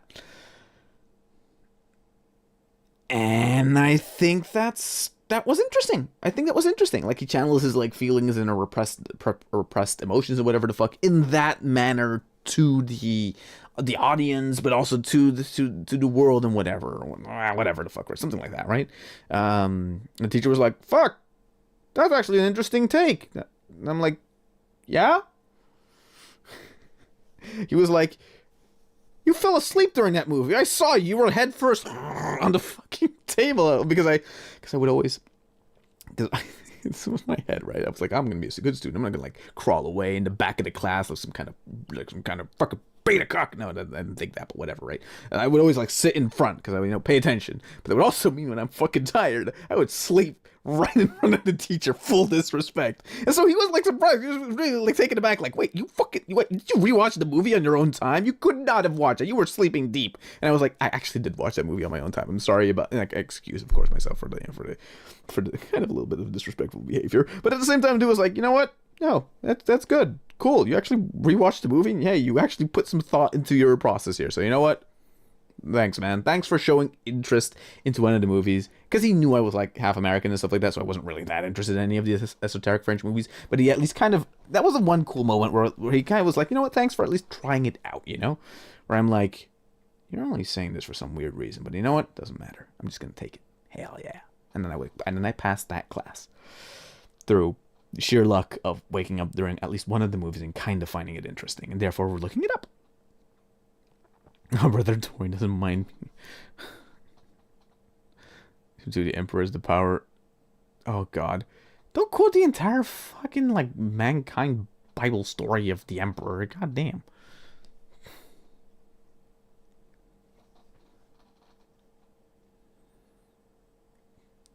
Did finally comedic in chat today?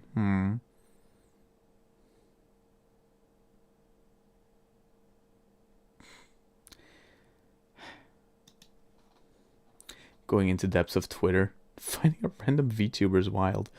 I can imagine that. No, the blue guy. That is peak VTuber content. That is peak VTuber content. You go on Twitter, you go to a random VTuber, you enter their stream, and you go like, what the fuck is even happening over here? An esoteric rant about college and French weird old movies. Ugh. Well, the stream has already been 3 hours. Are we already 3 hours on this? God damn it. The stream was supposed to be Helldivers? And I was supposed to play Helldivers for probably like 3 hours. And then it fucking crashed.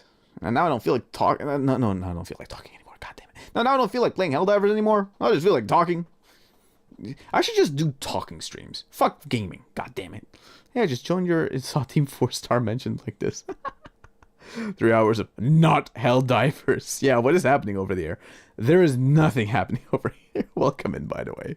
No, it is insanity and like a little bit of craziness. No, I'm just jumping from topic to topic between reading a little bit of chat, responding to that, and just going off on these tangents and telling these little stories in between. So there is no cohesive. Don't expect like a cohesive whole or whatever the hell, you know. Super coming Guru Neil. No, come on. Yeah, I'll give 4 hours to do it properly. Can't stream yet. Goku would not hijack Tori's stream. It would be wrong. Oh god, not Dragon Ball. Although, okay, I cannot be too harsh on the DBZ community. They are mourning the loss right now. Which, you know what? Hey, Dragon Ball was never my thing. But let's be honest, dude was very influential, and I had some good shit had some good shit out. It just never. I don't know why. Never Dragon Ball catched on to me. I think just maybe because it unironically just didn't look cutesy enough, so I didn't really care that much about it. Or I was just never into really like battle shows like that with actually muscular dudes. I was more into like, you know, like Digimon and shit, where it was, you know, they were like it was like a T-Rex with muscles and a gun attached to his balls. Some shit like that, you know. That shit was fun. Fucking Digimon was the shit, man. Fucking great. Fucking great. Let me pull that aside. Also, it just wasn't on that much.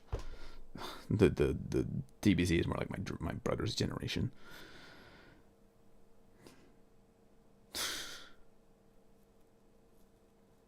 God damn.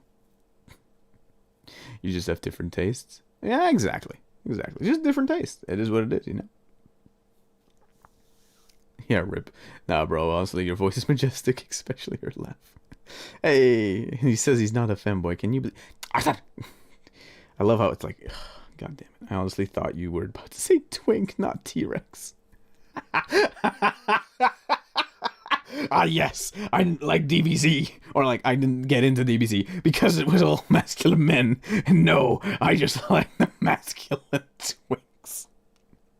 Although, to be completely fair, the anime I would watch, like, afterwards and shit, like, I wouldn't say Avatar really counts as a twink show. What would count as a twink show? I watch Code Geass. No. Code Geass. Okay, there's this, like, dumb meme where people would just call it Code Geass because, like, if you were to look at the word Geass, right, where it's Gaess, or no, GE and an ASS, you could read it as either Code Geass, but also kind of, yeah, Code Geass, or Gaias, you know, if you would mispronounce it like a complete dumbass, because it's funny. And so what would happen is that I watched that show, and it's a really good show. If you haven't watched Code Geass, I strongly recommend it. If you're like, hey, I don't know if I'm going to be into this show, give it 3 episodes. It's only a little bit homoerotic between the main character and his best friend. But it also has a lot of titties in it. Yes, a lot of titties. Don't worry about it. A lot of titties on the screen. Ah, dang it. What? You mean bonk? No. Or there's an anime about you, sudden interest. No, it's a good show. It's a mech show. It's a mech show that essentially, how do I best describe it? Imagine Britain was still a world power in the future, ruled the world with an iron fist, and Japan is like is like a colony that is being oppressed by the British, essentially the British, and then this one dude rebels, and kind of, sort of by accident, this smart dude becomes like the leader of a rebellion group, but also plays it all out because he feels he's too smart for everyone. Yeah, it's totally the kind of anime, you know, to watch it when you're like in your teens and you have a little bit of a power complex. But when you like feel you're smarter than everyone else, but like it's the perfect show to watch. A little bit of that, you know, a little bit of chuny shit, and like, oh, the way he wins is by using superior strategy. It's fun. It's fun shit. Code Geass is a fun shit. It has mechs in it. It's not all about like depression like Evangelion is. So, and if you just want a show that feels good, should have worded that differently. Watch Gurren Lagann. Gurrenlagann, I think. Yeah, that's how you spell it. You watch that, because it's pretty good. I just watched DBZ when Zarbon was on screen. Aw. I'm a more a Fist of the North Star for the Pokemon. I was kind of teenage and that stuff was popular. This is a North Star I've seen a lot of little clips from. It's basically like JoJo before JoJo. That's a really bad analogy. I know that's not what that is, but you know, it's still a little, just a little bit. It's fun. It's fun shit. It's good stuff. But yeah, that's true old school, you know? Hell yeah. Metal Rose, anyone? What, Metallic Rose? Whatever. It's like the third special of that like collection or whatever. Really fun little short. Really haunting as well. Only anime I think that actually has some really good, not like atmospheric horror in it. Like not all of them tend to have that when they try to be a horror show. I remember a friend of mine made me watch Shiki, which was this vampire anime horror show. It was pretty trashy, okay? It was pretty bad. But like what was funny about it was that the dude was like, let's watch it. And like, okay, he actually enjoyed this show and I see why. But at the same time, I just kept making fun of it, which annoyed the fuck out of him. He's like, could you stop like being a comedy clown and like clowning on every 5 seconds of things happening? And I'm like, no, because it's fun. It's fun to be like hella shit the entire time.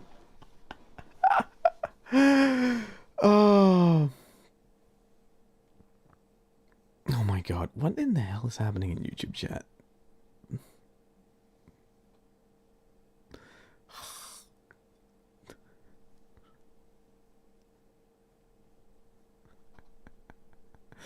Like Dragon Ball, because I kid you not, I thought it was okay. Oh, that is like really ironic in a way. Although at the same time, I think what I didn't like about Dragon Ball growing up, okay, this is like when I was very superficial, right? Was I didn't like that they stood still all the time. Which is funny, because some anime I never had that problem with, but like for some reason I think it was the eyes. I think I never really dug the Dragon Ball face, the Toriyama face. I just never really liked it back in the day when I was a kid. Whilst, again, Digimon was a giant dragon. Had a giant T-Rex with like a Triceratops horn with a cannon. And he transformed with like more guns and I am such a fucking weird kid. Digimon movie, anyone? Good music. Great classics like Smash Mouth. Actually, no, unironically, if you want like a good like 2000s nostalgia road with like some like good nostalgia rock vibes from the early 2000s, look up the Digimon soundtrack for all the music they like fucking smashed into that shit. Like there's unironically a lot of really great tracks in that fucking thing, which are like actually it's like you're watching it the first time and like the music does not fit the fucking movie at all, right? But if you then listen to the soundtrack on its own, it's like, damn, this soundtrack kind of slaps. And then you're annoyed that they never released the orchestral versions of all the OSTs. Like, not the music, the tie-in music that they put in, that they jammed in, but like the actual orchestra tracks. There's some like channel that tried collecting a lot of them, and like a lot of them are kind of there, but not all of them. Sadness. It's not a color. What? Color is 9. Oh my god. The YouTube chat is just brain rot at this point. Oh no. I remember whatever it was with holographic dinosaur cards like Pokemon, but actual dinos.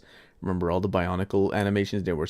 Bionicle was the fucking shit. Early YouTube was fucking full of like Bionicle stop motion and Lego stop motion. That shit was awesome. You know what I fucking loved back in the day?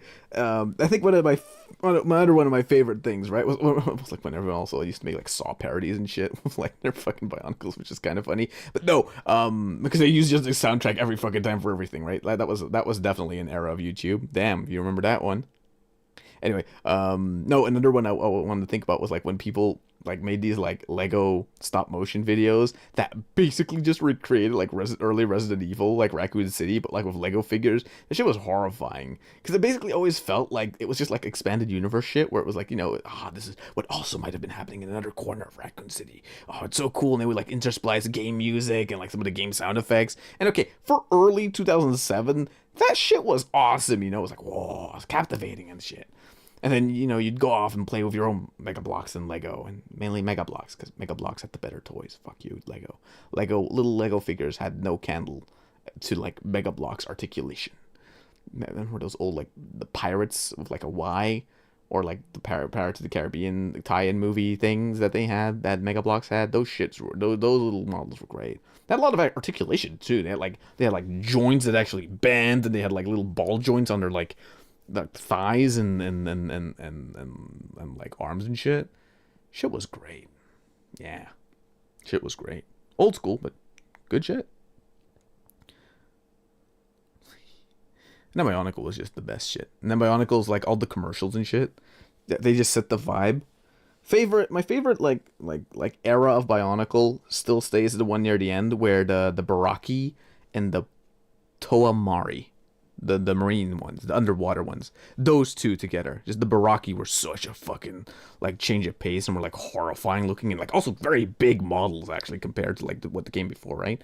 And then you had the Toamari, which also like basically just towered over everything before. Like all previous Bionicles were not, they weren't small, they were basically the size of like action figures. Like the Toamari and the Baraki really made this thing big as fuck, which was like, damn. Like compared to what came before, it was like all the articulation on the models and shit, like they were full on creatures. So cool.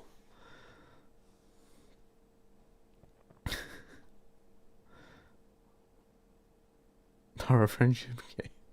God damn. The old 2000s use of the word where it just meant like lame, essentially.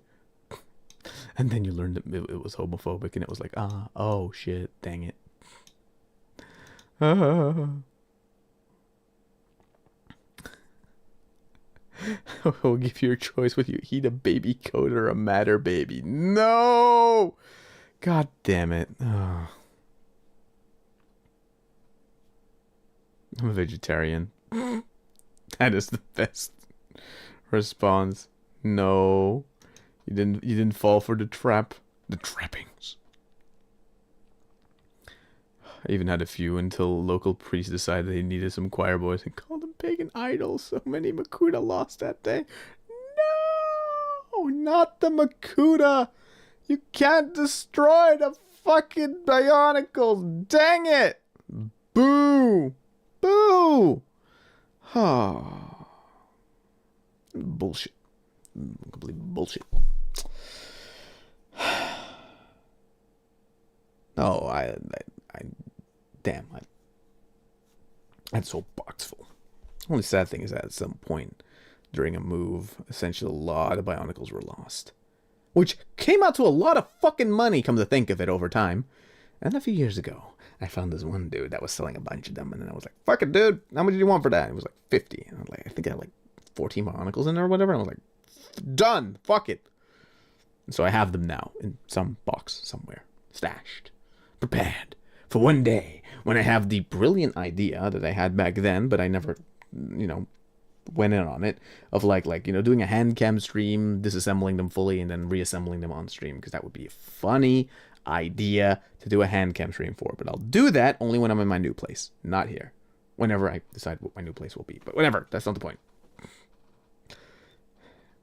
Was that in Thunder Cars? Not anime, but animation. Who remembers the Visionaries? It was the best thing ever for me as a kid. Nah, I don't remember that. Thundercats? Thundercats was pretty hype. Never saw too much of that. I was more of a Ben 10 kid myself, This is the greatest career moment in Brother Tori's career. Just because of the weird tangenting we're going on, but it's actually fun, not gonna lie. Oh, we're actually almost in 3 hours in. God damn. Bunkity bunk bunk. True. Thunder Bussies. Megas XLR was fucking great, bro. No, Megas XLR was actually really good. Because it was just dumb. It was just dumb. It's like, dude basically hooks up like a PlayStation controller to the fucking like a bunch of like old school controllers to like his car, and that all powers and drives like a big mech and shit. And so the music on that show was so good as well. Oh, it was so great. Bionicle, I don't know them, but I know about the stop motion Stickman figures. That was also old school YouTube, when everyone used to make, like, when people first discovered Flash as like a usable program that kind of worked decently. That shit was great. Yeah. Flash animations of the past. So many of them lost to time.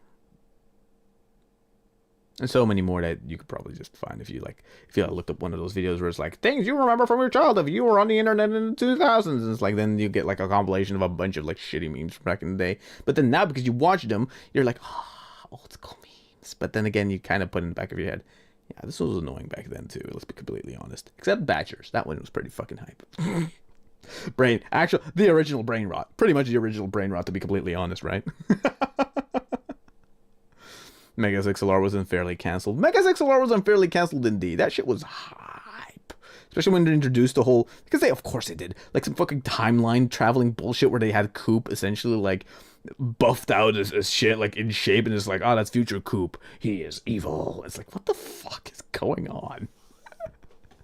Also because it was just a show that knew to like not take it so again, and there's always like some line where like introducing campy elements into something that can seemingly within the universe take itself seriously, but the writers know like, it's silly. That makes it fun. So it's like, press a button, a nuke comes out of his fucking chest. It's like, does that make sense? No, doesn't have to. God damn. Stop being such a nagging person, but nagging. Oh, I need my things to be logical. They're only good if they're like realistic. It's like, shut the fuck. It's a cartoon, you dumbass. It's a Looney Tune. It's an evolved Looney Tune. It's all an evolved Looney Tune. I'm an evolved Looney Tune. I'm an anime boy. I'm an anime boy on the internet. Like, there's a difference there, but still. Asking for such permissions should be heresy upon the goddamn it. Oh no. I just used to watch stick page animations, which is stick figures beating the shit out of each other in death, but in style. True. No, indeed. The stickman figure shit was actually really fun, not gonna lie. It was also just really you could learn a lot from it, not gonna lie. Or those early like animation memes that people used to do. Of like this like weird mix between anime and cartoon, and it looked kind of weird. Like, I don't look like everyone's a little bit like a Doctor Who kind of character, like a little bit of a who-ish nose to everyone. That shit was the shit back in the day. Like example of a video where you can easily find it. Stamp on the Ground, that song, but then like the cartoon like animation that someone made for it, where it's like a DDR machine. You see like a whole bunch of franchise people just dancing in front of it, and it's like this very crudely made but very cute old school like animation and shit. That one's the hype. Also the song for it's pretty good. I'm being perfectly honest. Pretty good song, pretty good song. Dan Snyder, always wonder where my husky dad bod love entered my brain. No, Dan Snyder canceled so he could post more feed. Cannot forgive. Sadness. Oh no. No, that stick figure one, the stop motion one, the Stickbot. I don't know about Bionicles, but I knew of Stickbot. Probably something that also existed, but I guess that's just a part of the internet I did. Again, I've been around for ages. I've been around since fucking YouTube started. But like, the brain. I am the original brain rot child. You think you were? God damn, I can't do my fucking bit. You were trying to do the Bane. I'm trying to do the Bane speech. You merely adopted the brain rot. I was born in it, forged by it. Wait, let me grab a glass. Maybe I can like do the whole thing with that, You think I? God damn it. I don't know if it comes across on I don't know if it comes across on stream at all with the microphone, but like, you merely adopted the brain rot. I was forged by it. Born in the dark. Born in the brain rot. You merely adopted it afterwards. It's definitely something. Pretty much. You merely adopted 40K. I was born in it. No, I was forged by it when it was early. 3rd edition Necrons is what I remember. I never was an Imperial player at all. I thought Space Marines were kind of fucking lame because it's like, bro, they're the poster boys. I'm not going to be that. I'm not going to be some kind of follower. It's like, oh, you could just play Space Marines. That's will be like an easy introduction to the game. No, I will play Necrons. Fuck you. Early Necrons were fun though. one ability. You just get a monolith, you get a Nightbringer, put the Nightbringer behind the monolith, and you just slowly move that thing forward. And that is all you need to do. No quoting Lord of the Rings, got it. Yeah, and don't put like giant fucking like Lord of the Rings things out there. Why would you do that? It's like a whole paragraph, Lord of the Rings, and then Frodo entered the Shire back in the day. Blah, blah, blah, blah. Best Rocky Horror Frankfurter impression. I made a few YouTube poops back in the day with school friends. I was goog until I became a COD kid. Oh, dang. Sadness. Tori be doing that hippo narration voice from FNAF. That's not the hippo narration voice from FNAF. The glass with the brrr. That's like the Bane. That's like the parody Bane voice from The Dark Knight Rises. I fucking remembered that movie when that came out. That was ages ago. Fuck me. Old school. That's before the MCU tried to take over cinema. I still need to watch Rocky Horror Picture Show. I've watched like bits and pieces from it, but it's one of those movies where it's like so weird I haven't watched that one yet. There's like a bunch of old school movies where it's like, actually, this is weird. I've never watched that one. You know which one I've never watched all the way through? The Godfather. Never watched it all the way through. Got bored. After literally 3 minutes because I got distracted by something. The attention span's bad, okay? Or like one that took me also ages to watch. Scarface. Did eventually watch it though. I liked it, but I I was like, oh, okay, so that's why everyone's misinterpreting this movie, using it as some kind of weird escapist gangster fantasy, even though the movie explicitly commentates on how, something like Tony Montana is something how you don't want to emulate that, and is a dude who basically made all the wrong decisions in life, got extremely super lucky, and ended up dead because of his own fucking mistakes and its hubris. Or Goodfellas, which is also a great movie I only saw a few years ago for the first time. Where again, a lot of people misidentified the glorification of the mobster lifestyle, but the movie indeed is essentially the moral of the story is like, don't get into the mob and don't get too hubris and too cocky with stupid shit, because then you're gonna regret it and it's gonna bite you in the ass because you're probably too dumb to realize that you're being played for a fiddle. Or every movie where that happens. You've never seen the ending? No. Best mafia movie is Casino Royale? No, that's a James Bond movie. It's not a gangster movie, is it? Ew. Italian Job. The Goodfellas is brilliant. Italian Job as well. Goodfellas was fun. Goodfellas was really fun. Also, it's only like a year ago I for the first time saw Malcolm X. What's his face? What's his name? Who plays in it? Denzel Washington. Not Washington. Denzel.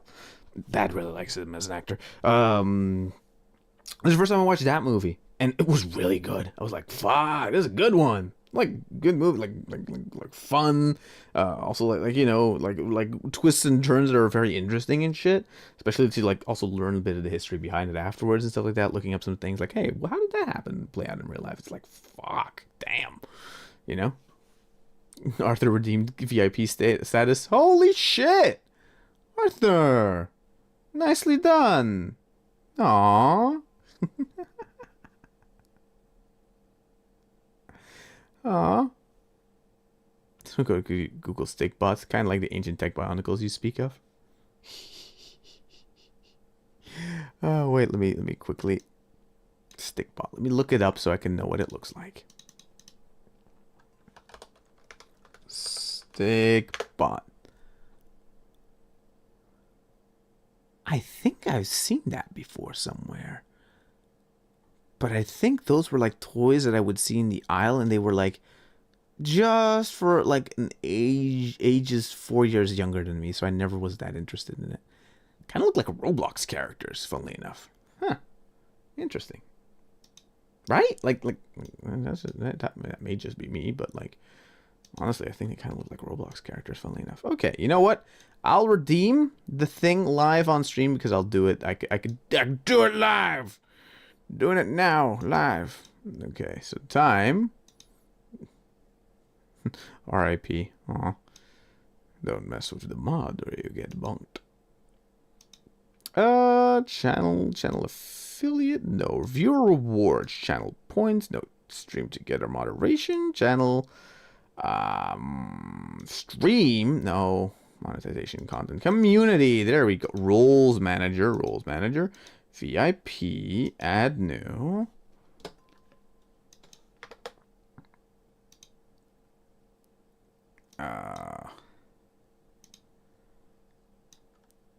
Arthur's kitten boy wife.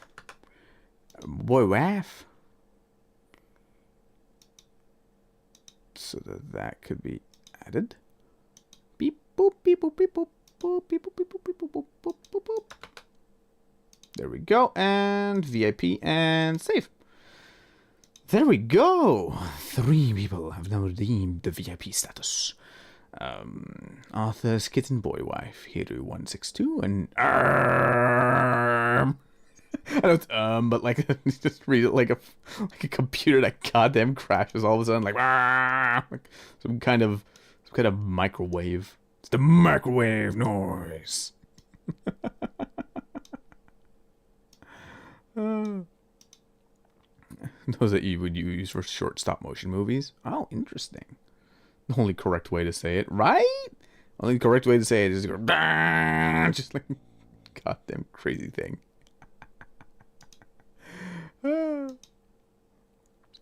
Fucking insanity. Insanity. Where are we going? What are we going to do? Let me go around and pull on the back. God damn, I have like a ponytail and sort of my hair is escaping it slowly, which is kind of weird, but I don't know what to do about it. It's what it is. You know.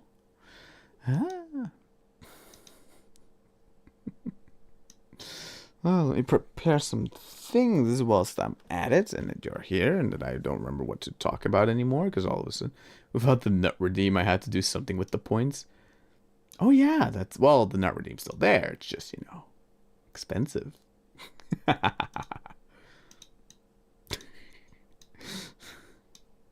The disincentivization of you to redeem your points and use it on dumb shit like that is an ability somewhat considered diabolical.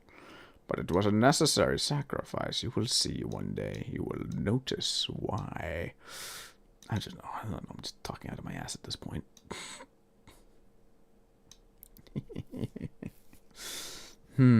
What is happening across this side? What the fuck?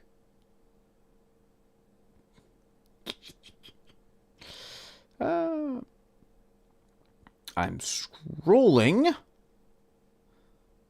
through my Twitch to see where I can where I'm gonna yeet you people to. I'm gonna yeet you people somewhere. I just don't know where yet.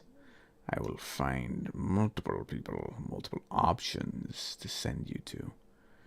On the Twitch side. On the YouTube side, your destination is already determined. You'll be yeeted into another dimension.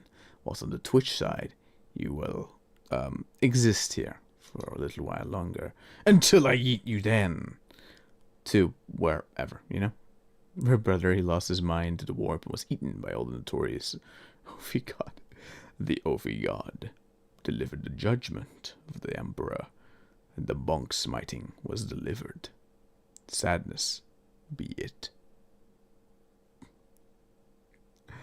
The hell am I talking about? No words. No words, no make sense, no need make sense, words go. Boom, baby. What in the fuck? That's what happens when you spam. Yeah, pretty much. Damn, I gotta go sleep now. Horny dreams, everyone. Unless you're haste and garlic bat dreams. Wait, what? You can't do that. Poor. Think about the ice people, Arthur. You can't just wish them garlic. Well, for I'm not the one that got slapped into oblivion. Dude just got whacked. Ah! Imagine it's just like that. That'd actually be kind of funny, not gonna lie. Stick around a bit for the end of the stream as I redirect you into some other people, so you can proceed to be there and then show your support. Let's see if it works. I think I'm gonna send the Twitch chat into, if it'll allow me. Yeah, okay, nice. It actually allows me. Cool. If you are still watching, please join the Twitch chat quickly to raid in, because bigger number better. I'm going to be raiding you guys into Henya the Genius, who is a VShojo VTuber. Big VTuber that is funny. Playing with Armas and stuff like that. Doing Lethal Company, which, you know what? Watching them do Lethal Company now makes me realize, like, fuck, maybe I should take a Helldivers break at some point. And just play funny horror game where you collect junk. Like a sort of weird kleptomaniac.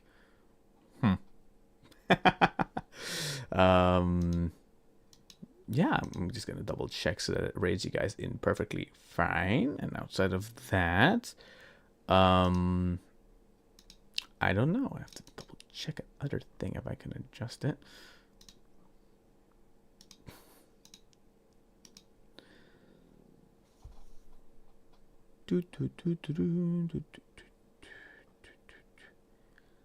Yeah, I think I'm going to be sending you guys in there, and then I will leave you guys on the Twitch side. You're about to be rated out, so take care on the Twitch side. And YouTube chat, you can wait around a little bit longer, as I will still be there to talk to you. Take care, everybody, and I will see you in the next one. Oh, goodbye for the Twitch people. Hey, it worked. Let's go.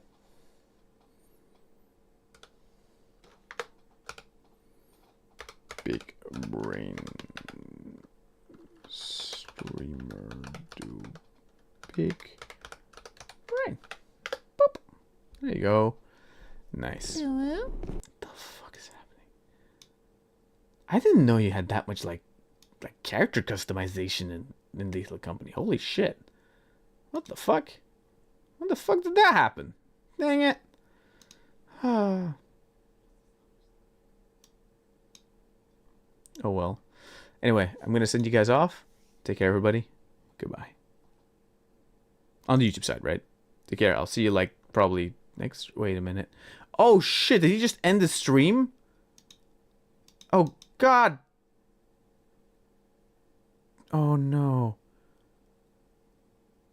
Oh, they just ended their stream as well. God damn it. I'm going to have to look for someone else to raid on YouTube. Dang it.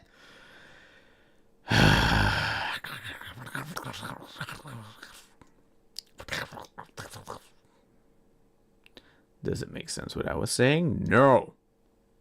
Does it have to make sense? No. Good night, everyone. I know it was gonna be good night. I was gonna send you off to Moonshine, but Moonshine all of a sudden decides to be like, I'm just gonna continue to not stream anymore, man. It's perfectly fine, actually. There's nothing wrong at the moment. But like, the point is that, like, dang, a bad night to you too, indeed. Now I have to find a new stream to raid you guys into. Dang it. See what's available. A marmot. What the fuck? You know what? I think I know where I'm sending you guys. I don't know what's happening, but it's the first thing that pops up when I tried the song. No, so Pippa is a marmot now. What in the ass is happening there?